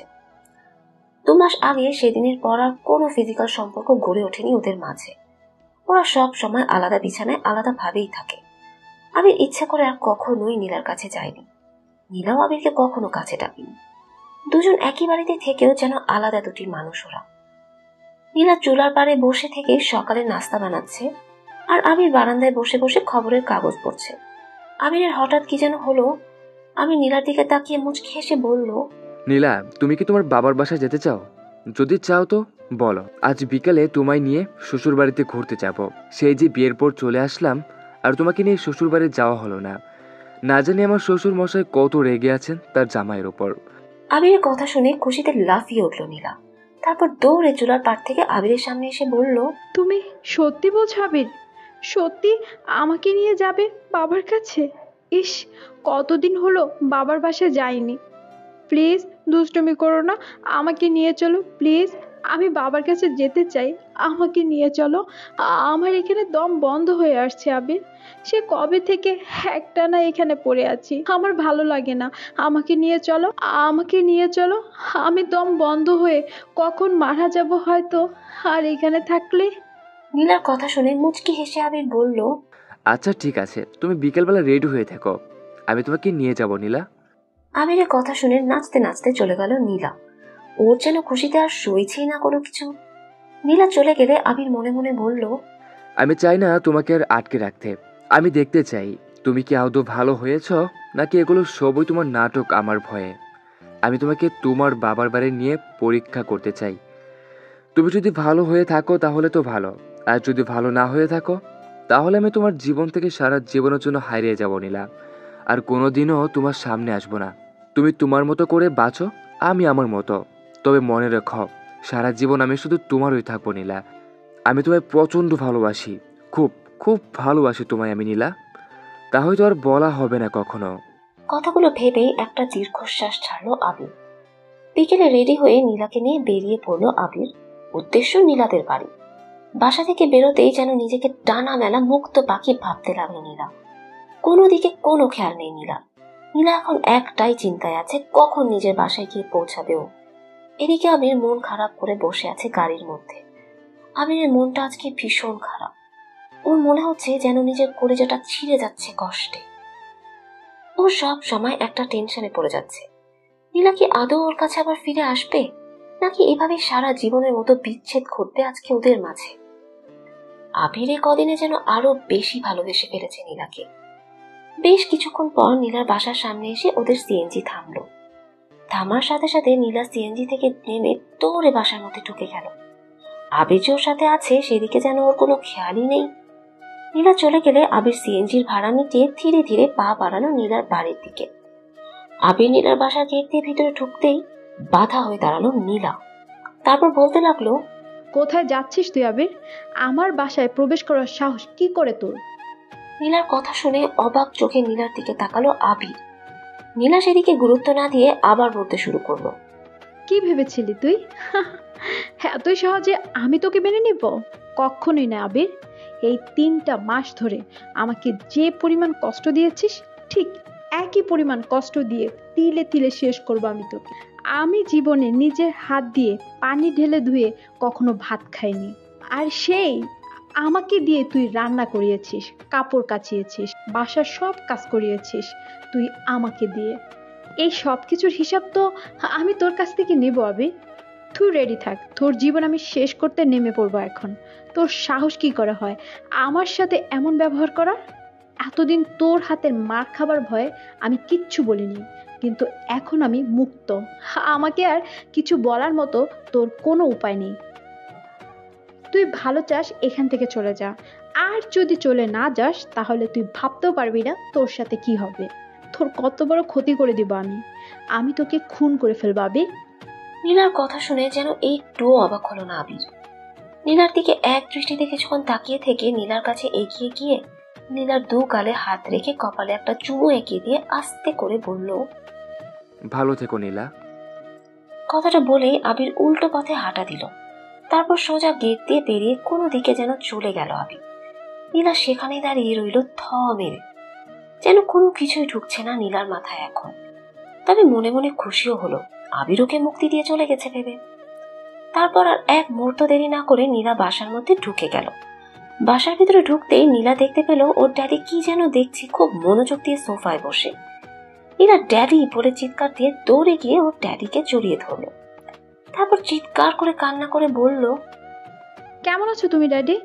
আমার কথা তো ভুলেই গেছো তুমি, একবারও আমার কথা মনে পড়েনি তোমার? নীলার কথা শুনে নীলাকে নিজের থেকে ছাড়িয়ে নিয়ে দরজার দিকে তাকিয়ে নীলার ড্যাডি বলল, কি ব্যাপার নীলা, তুমি একা এসেছো? আবির কোথায়? ওকে দেখছি না যে। ড্যাডির কথা শুনে অবাক হলো নীলা। তারপরে ড্যাডির দিকে অবাক চোখে তাকিয়ে নীলা বলল, ড্যাডি, আমি তোমার সামনে দাঁড়িয়ে আছি, অথচ তুমি আমাকে ছেড়ে ওই আবিরের কথা বলছো। আমি যে কাঁদছি ওদিকে তোমার কোনো খেয়াল নেই। তুমি এতটাই পর করে দিয়েছো আমাকে ড্যাডি। বিয়ে হয়েছে বলে কি আমি তোমার কিচ্ছু হই না? পর হয়ে গেছি আমি? আমি কি তোমায় সেটা বলেছি নীলা? আমি বলেছি আবির কোথায়। তোমাদের দুজনের তো একসাথে আসার কথা ছিল, তাহলে তুমি একা এলে যে? আবির এলো না কেন? আবির কি দেখতে পাচ্ছি না? ও কোথায় নীলা? আবির আবির আর আবির, কি বলছো তুমি ড্যাডি? আমি আসার পর থেকে তুমি আমাকে ফেলে তখন থেকে আবির আবির করে যাচ্ছ। আমি কি তোমার এতটাই পর হয়ে গেছি যে তুমি আমাকে এতটা দূরে ঠেলে দিয়েছো ড্যাডি? তুমি জানো এই আবির নামের শয়তান ছেলেটা আমার সাথে কি কি করেছে? ও তোমার সাথে মিথ্যে বলে আমাকে বিয়ে করেছে। ও একটা ফকিরের ঘরের ছেলে, ওর বাবা একজন রিক্সা চালক ছিল। ও কোনো বড়লোক নয়, অথচ তোমার কাছে বড়লোক সেজে আমায় বিয়ে করেছ। ওই আবির একটা ঠকবাজ শয়তান ছেলে ড্যাডি। ও আমায় ঠকিয়ে বিয়ে করেছে, তারপর আমাকে গ্রামের বাড়িতে নিয়ে গিয়ে চাকরের মতো খাটিয়েছে এই 3টি মাস। জানো ড্যাডি, আমাকে দিয়ে বাড়ির সব কাজ করিয়েছে এই আবির। ওকে আমি জেলের ভাত খাওয়াবই, খুন করে ফেলবো ওকে আমি। কথাগুলো বলার সাথে সাথে নীলার গালে ঠাস করে একটা থাপ্পড় মেরে দিল ওর ড্যাডি। থাপ্পড় খেয়ে নিচে ফ্লোরে পড়ে গেল নীলা। তারপর গালে হাত দিয়ে ওর ড্যাডির দিকে অবাক চোখে তাকিয়ে বলল, তুমি আমাকে মারলে ড্যাডি? হ্যাঁ, আমি তোমায় মারলাম নীলা, কারণ এই মারটা আমার অনেক আগেই তোমাকে মারা উচিত ছিল। কিন্তু আমি যেটা করতে পারিনি সেটা তোমায় আবির করে দেখিয়েছে। তুমি যে কতটা নিচে নেমে গেছো তুমি সেটা নিজেও জানো না না নীলা। তোমার ঠিক করার জন্য আবিরই যথেষ্ট। তুমি এসব কি বলছো ড্যাডি? তুমি কিভাবে আবিরের হয়ে কথা বলছো এত কিছু জানার পরও? যে তোমার মেয়েকে অনেক জ্বালিয়েছে, কষ্ট দিয়েছে, তারপরও তুমি সেই আবিরের জন্য এভাবে আমাকে মারলে কেন ড্যাডি? কেন? আমার চাইতো কি আবির তোমার কাছে বেশি বড় হয়ে গেল? আমি কি তোমার কিচ্ছুই না ড্যাডি? নীলার কথা শুনে ওর ড্যাডি অন্যদিকে ঘুরে দাঁড়িয়ে বলল, হ্যাঁ, তুমি ঠিক ধরেছো নীলা, তোমার চাইতে ওই আবির আমার কাছে অনেক বড়। কেন জানো? ওই আবিরের আজকে এত গরিব হওয়ার জন্য শুধুমাত্র আমি দায়ী। ওর বাবার মৃত্যুর জন্য তুমি দায়ী নীলা। ঠিক তেমনি আবিরের এত কষ্টের কারণ তুমি, আমরা দুজনেই। ড্যাডির কথা শুনে ফ্লোর থেকে উঠে দাঁড়ালো নীলা। তারপর অবাক হয়ে ওর ড্যাডির দিকে তাকিয়ে বলল, এসব তুমি কি বলছো? আমি তো তোমার কথা কিছুই বুঝতে পারছি না ড্যাডি। কিসের কথা বলছো তুমি ড্যাডি? আবিরের গরিব হওয়ার জন্য তুমি কেন দায়ী হতে যাবে? মানলাম ওর বাবার মৃত্যুর জন্য হয়তো ভুল করে হলো আমি দায়ী, কিন্তু তুমি কেন ওর গরিব হওয়ার পিছনের কারণ হতে যাবে? নীলার কথা শুনে টেবিলের উপরে রাখা ছবির ফ্রেমগুলো নিয়ে নীলার সামনে ধরলো নীলার ড্যাডি। তারপর বলল, এই দেখো নীলা, এখানে এই ছবিগুলো কে চিনতে পারছো? বলো তো এরা কারা? দেখি বলতে পারো কিনা এখানে কে কে আছে? ড্যাডির হাত থেকে ছবিগুলো নিয়ে নীলা বলল, এখানে তো এটা তুমি আর এটা আম্মু, কিন্তু পাশের লোকটা কে ড্যাডি? মনে হচ্ছে কোথায় যেন দেখেছি আমি এই লোকটাকে, কিন্তু ঠিক মনে করতে পারছি না কোথায় দেখেছি। পাশের ওই লোকটা তোমার মামা আর আবিরের আব্বু নীলা, মানে তোমার শ্বশুরমশাই, যার মৃত্যুর কারণ তুমি নিজে। ড্যাডির কথা শুনে অবাক হয়ে নীলা বলল, এই তুমি কি বলছো ড্যাডি? এটা আমার মামা আর আবিরের আব্বু হয় কি করে? আমি তো তোমার কথা কিছুই বুঝতে পারছি না ড্যাডি। হ্যাঁ নীলা, এটাই সত্যি, ওটা তোমার মামা আর আবিরের আব্বু। আবিরের তোমার আপন মামাতো ভাই। কিন্তু এটা কি করে সম্ভব ড্যাডি? আমি তো কখনো মামার ব্যাপারে তোমাদের কাছে কিচ্ছু শুনিনি। তবে হ্যাঁ, ছোটবেলায় আম্মুকে কান্না করতে দেখতাম মামার জন্য, কিন্তু কখনো কিছু বুঝতাম না। তোমাকেও দেখতাম আম্মুকে বোঝাতে নানা রকম কথা বলে, কিন্তু কখনো তা বলনি যে আমার মামা একজন রিক্সা চালক। তোমার মামা কোনো রিক্সা চালক নয় নীলা, বরং সে ছিল ঢাকার সবচাইতে বড় বিজনেসম্যানের একমাত্র বড় ছেলে। কিন্তু একমাত্র তোমার আম্মু আর আমার জন্য তাকে একজন রিক্সা চালকে পরিণত হতে হয়েছিল। আত্মীয় স্বজন, বাড়ি গাড়ি সব কিছু ছেড়ে তাকে চলে যেতে হয়েছিল এই ছোট্ট গ্রামের কুড়ে ঘরে, যেখান থেকে সারাদিন রিক্সা চালিয়ে নিজের পরিবার চালাতে হতো। কিন্তু তোমাদের মাঝে এমন কি হয়েছিল ড্যাডি, যার কারণে মামাকে গ্রামের ওখান থেকে চলে গিয়ে রিক্সা চালাতে হলো? সে শহরে ফিরে কেন আসেনি? এত বাড়ি গাড়ি থাকতে সে কেন চলে গেল গ্রামে? কি এমন হয়েছিল যার জন্য তোমরা নিজেদের দায়ী করছো? আমি জানতে চাই ড্যাডি, সব কিছু আমি জানতে চাই। নীলার কথা শুনে নীলার ড্যাডি কিছুক্ষণ চুপ থেকে বলতে শুরু করলো, তাহলে শোনো নীলা, আজ থেকে 20 বছর আগের কথা। তোমার মামা আর আমি ছিলাম সবচাইতে কাছের দুজন বন্ধু। কলেজে একসাথে পড়াশোনা করতাম আমরা। পুরো কলেজের মাঝে আমরা ছিলাম সবচাইতে ভালো বেস্ট ফ্রেন্ড। তোমার আম্মু একই কলেজে পড়তো আমাদের সাথে। তোমার আম্মুকে আমার প্রথম দেখা থেকে ভালো লাগতো, কিন্তু কখনো বলে উঠতে পারিনি, কারণ আমি ছিলাম একজন গরিব কৃষক ছেলে। আর তোমার আম্মু ছিল ঢাকার সবচেয়ে বড় বিজনেসম্যানের একমাত্র মেয়ে, যে কারণে ভয় পেয়ে কখনো তোমার আম্মুকে কিছু বলতে পারিনি।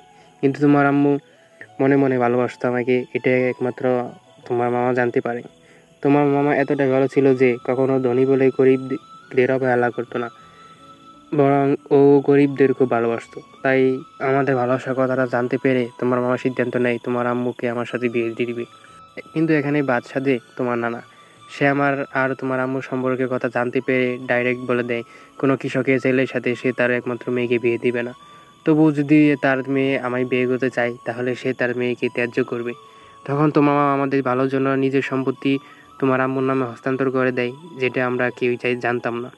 কিন্তু যখন তোমার নানা এসব ব্যাপারে জানতে পারে, তখন তোমার মামাকে ত্যায্যপুত্র করে আর বলে যে তোমার মামা যদি আর এই শহরে থাকে, তাহলে তোমার নানা মরা মুখ দেখবে। সেজন্য সেদিনই তোমার মামা এই শহর ছেড়ে আমাদের কাউকে না জেনে কোথায় যেন হারিয়ে যায়। আমরা তারপর অনেক খুঁজি থাকে। তোমার নানাও নিজের ভুল বুঝতে পেরে আমাদের বিয়ে দেয়, আর তোমার মামাকে অনেক খোঁজাখুঁজি করে। কিন্তু দুঃখের ব্যাপার হলো আমরা কোথাও তাকে খুঁজে পাই না। আর এত বছর পর যখন তাকে খুঁজে পাই, তখন সে মারা গেছে। আর সেটাও তোমার কারণে নীলা, শুধুমাত্র তোমার কারণে। এতটুকু বলে থামলো নীলার ড্যাডি। ড্যাডির কথা শুনে অবাক হয়ে নীলা বলল, এত কিছু ঘটে গেছে অথচ আমি কোনো কিছু জানি না। তুমি আমায় আগে কেন বলনি যে আমি মামার মৃত্যুর জন্য দায়ী? আমার জন্য আমার মামা এভাবে মৃত্যু হবে আমি কখনো ভাবতে পারিনি ড্যাডি। যে মামা তোমাদের জন্য এত কিছু করেছে, সেই মামার মৃত্যুর কারণ হব আমি। ভাবতেও কষ্টে বুকটা ফেটে যাচ্ছে ড্যাডি। আমি কিছুতেই মানতে পারছি না এটা। নীলার কথা শুনেও ড্যাডি বলল, জানো নীলা, যখন আমি জানতে পারলাম যে তুমি একটা ছেলেকে জেলে পাঠিয়েছো, তখন আমি 1 মিনিটও দেরি না করে সেখানে চলে গিয়েছিলাম, কারণ আমি আগে থেকেই জানতাম তোমার রাগ সম্পর্কে। আমি আগেই ভেবে রেখেছিলাম নিশ্চয়ই ছেলেটা কোনো দোষ নেই, আর তুমি নিশ্চয়ই নিজের রাগের বসে ওকে বিনা দোষে জেলে। তাই আমি ছেলেটার কাছে যাই ওকে ছাড়াও বলে, কিন্তু কখনো ভাবতে পারিনি এই ছেলেটা হবে আমার সবচেয়ে কাছের বন্ধুর ছেলে। যখন ওর সম্পর্কে সব কিছু জানতে পারি, তখন বুঝতে পারি যে ও তোমার মামার ছেলে। কিন্তু দুঃখের ব্যাপার হলো তোমার মামাকে আমি শেষ দেখাটা দেখতে পারিনি। ছেলের জেলে যাওয়ার কথা শুনে হার্ট অ্যাটাক করে মারা গিয়েছিলেন। সেই মুহূর্তে তোমার ওপর খুব রাগ হয়েছিল আমার নীলা। আমার ইচ্ছে করেছিল বাসায় এসে তোমাকে ত্যায্য করে দিতে, কিন্তু আমাকে থামিয়ে দিয়ে সেদিন আবির কি বলেছিল জানো? ও বলেছিল আমি যেন তোমাকে কিছুই না করি, কারণ ও তোমাকে ভালোবাসে আর তোমাকে বিয়ে করতে চায়। আমার কাছে দাবি করেছিল, তোমাকে চেয়েছিল তোমাকে বিয়ে করে ভালো করতে, তাই আমি ওর সাথে তোমার বিয়েটা দিই, কিন্তু তোমার না জানিয়ে। আমার এই সমস্ত সম্পত্তির মালিক শুধুমাত্র আবির, কারণ আবিরের বাবা মানে তোমার মামা। যদি যে সেদিন নিজের সব সম্পত্তি আমাদের না দিত, তাহলে আজকে আবিরের জায়গায় তুমি থাকতে নিলা, আর ওর রিক্সা চালক বাবা জায়গায় থাকতাম আমি। শুধুমাত্র তোমার মামার সেই আত্মত্যাগের জন্য আজ আমরা এত সুখে আছি। কিন্তু ড্যাডি, মামা তো অনেক পড়াশোনা জানতো, কলেজেও পড়েছে, তাহলে মামা ভালো কেন চাকরি না করে রিক্সা চালক হলো? সে তো ভালো কোনো চাকরি করতে পারতো, কিন্তু গ্রামে কেন রিক্সা চালিয়ে সেখানে থাকতে গেল? কারণ তোমার মামা চায়নি তোমার নানার সামনে সে তোমার নানার মরা মুখ দেখতে। তোমার নানা যখন তোমার মামাকে ওই কসম দিয়েছিল যে তোমার মামা যদি এই শহরে আসে তাহলে তোমার নানার মরা মুখ দেখবে, সেদিনই তোমার মামা এখান থেকে চলে যায়, আর কখনো শহরে আসেনি। এমনকি ছেলের পড়াশোনার জন্য ছেলের কাছে টাকা পাঠিয়ে দিয়েছে, তারপরও নিজে আর শহরে আসেনি। শুধুমাত্র বাবার কথা রাখার জন্য এতটাই ভালো একজন মানুষ ছিল তোমার মামা। কিন্তু একমাত্র তোমার কারণে লোকটা হার্ট অ্যাটাক করে মারা গেছে নীলা, শুধুমাত্র তোমার কারণে। তোমাকে মেয়ে বলে এই পরিস্থিতিতে আমার আজ ঘৃণা হচ্ছে নীলা। তুমি আমার মেয়ে হয়ে আমার সম্মান সব কিছু মাটির সাথে মিশিয়ে দিয়েছো। শুধু আমার বন্ধুকেই তুমি মেরে ফেলোনি, তার সাথে মেরে ফেলেছো আমার সম্মান, আমার বন্ধুত্ব। তোমার মামার মতো আবিরও আজকে হয়তো তোমার জন্য দূরে চলে গেল সারা জীবনের জন্য। আবির আমাকে ফোন করে জানিয়েছিল তোমাকেও ভালো করে ফেলেছে, কিন্তু তুমি যদি ভালো না হয়ে থাকো, তোমার যদি এসব কিছু সাজানো নাটক হয়ে থাকে, তাহলে আবির সারা জীবনের জন্য হারিয়ে যাবে নীলা। ড্যাডির কথা শুনে থপ করে ফ্লোরে বসে পড়ল নীলা। তারপর কান্না করে দিয়ে বলল, এ হতে পারে না ড্যাডি, এটা কিছুতেই হতে পারে না। আমি আবিরকে কোথাও যেতে দিব না। আমি ভুল করেছি, ওর কাছে ক্ষমা চাইবো আমি, ওর পা ধরে ক্ষমা চাইবো আমি ড্যাডি। আবিরকে ছাড়া বাঁচতে পারবো না আমি ড্যাডি। তুমি ওকে এনে দাও ড্যাডি, আমার ওকেই চাই ড্যাডি, আমার ওকেই চাই। কথাগুলো বলতে বলতে হঠাৎ চারিদিকে অন্ধকার হয়ে এলো নীলার। নীলা অজ্ঞান হয়ে ফ্লোরে শুয়ে পড়ল। নীলাকে অজ্ঞান হয়ে পড়ে যেতে দেখে ওর কাছেও ড্যাডি দৌড়ে গিয়ে নীলাকে ধরে ফেললো, তারপর ডাকতে লাগলো, নীলা, নীলা, এই নীলা, কথা বল মা আমার সাথে। কি হলো তো নীলা? নীলাকে পাগলের মতো ডাকতে লাগলো ড্যাডি, কিন্তু নীলার কিছুতেই জ্ঞান ফিরছে না। পরে কোনো উপায় না পেয়ে নীলাকে কোলে তুলে নিল। তারপর গাড়িতে নিয়ে বসে ড্রাইভারকে নিয়ে সোজা চলে গেল হাসপাতালে। হাসপাতালে পৌঁছে আবিরকে ফোন দিল নীলার ড্যাডি। ওদিকে আবির ফোনের মাঝে নীলার ঘুমন্ত ছবিগুলো দেখছিল। নীলা যখন রাতে ঘুমিয়ে থাকতো তখন আবির চুপচুপে নীলার বেশ কয়েকটা ছবি তুলেছিল, কারণ আবির নীলাকে অনেক ভালোবাসতো। সেই ছবিগুলো দেখছে আবির আর চোখে জল ফেলছে, কারণ এখনই ও ফোনটা চিরদিনের মতো বন্ধ করে দিয়ে এই দেশ ছেড়ে চিরদিনের মতো অন্য দেশে পাড়ি দেবে। হঠাৎ ফোন বেজে উঠলো আবিরের। ফোনের স্ক্রিনে নীলার ড্যাডির নাম্বার দেখে ফোন ধরবে কি ধরবে না চিন্তা করতে করতে ফোনটা রিসিভ করেই ফেললো আবির।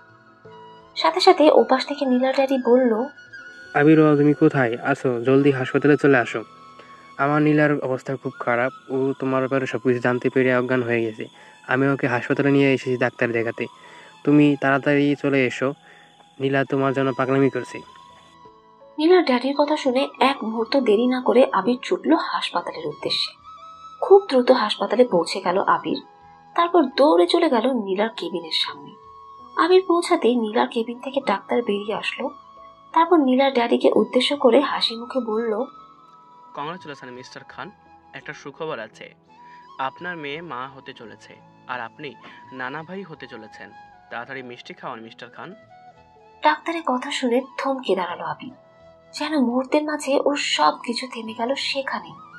আবির হাসবে না কাঁদবে বুঝতে পারছে না। এদিকে নীলার ড্যাডিরও একই অবস্থা, খুশিতে কথা বলতে ভুলে গেছে সে। কিছুক্ষণ চুপ করে দাঁড়িয়ে থেকে নীলা ড্যাডি ডাক্তারকে উদ্দেশ্য করে বলল, নীলাকে কি এখন দেখা যাবে? ওর কাছে কি এখন যাওয়া যাবে ডাক্তার? নীলার ড্যাডির কথা শুনে ডাক্তার মুচকি হেসে বলল, হ্যাঁ, অবশ্যই যেতে পারবেন। তবে নীলা জ্ঞান ফেরার পর শুধু ওর স্বামীকে খুঁজছে। ওর স্বামী গেলে ভালো হয়। আবির ডাক্তারের কথাটা শোনা মাত্রই কাউকে কোনো কিছু না বলে সোজা নীলার কেবিনে ঢুকে পড়ল। নীলা নিজের বেডে বসে অন্যদিকে ঘুরে তাকিয়ে আছে। আবির সোজা গিয়ে নীলাকে শক্ত করে জড়িয়ে ধরল। আচমকা এভাবে জড়িয়ে ধরায় ভ্যাবা চাকা খেয়ে নীলা আবিরের দিকে তাকিয়ে বলল, আবির, কি করছো কি? আমার বাবু ব্যথা পাবে তো। আবির নীলার কথা শুনে হাসবে না কাঁদবে বুঝতে পারছে না, তাই নীলাকে ছেড়ে একটু দূরে সরে দাঁড়ালো আবির। সরে দাঁড়ানোর সাথে সাথে নীলা আবিরের হাত টেনে আবারও জড়িয়ে ধরলো আবির। এই, তুমি আমায় ছেড়ে দূরে যাচ্ছ কেন? আমি কি তোমাকে দূরে যেতে বলেছি? আমাকে ছেড়ে যাওয়ার খুব শখ, তাই না? আর একবার ছেড়ে যাওয়ার কথা বলো, দেখো ঠ্যাং ভেঙে বাড়িতে ফেলে রাখবো। এতদিন তুমি আমায় মেরেছ, এখন থেকে আমি তোমায় মারবো। এখন থেকে উল্টা শাসন হবে, বুঝলে? আর আমাকে কিছু বলতে আসলে আমার ছেলে তোমায় শাসন করবে। নীলার কথা শুনে মিষ্টি হেসে নীলাকে জড়িয়ে নিল আবির। তারপর দুজনে হা হা করে হাসতে লাগলো। আজ যেন ভালোবাসা পূর্ণতা পেল ওদের মাঝে। সব অবহেলা, মিথ্যে অভিনয় সবকিছু ভুলে আজ দুজন এক হয়ে গেল। এই যেন এক ভালোবাসার এক সীমান্তহীন সাগর। এভাবেই বেঁচে থাকুক পৃথিবীর সকলের ভালোবাসা, এই দোয়াই করি।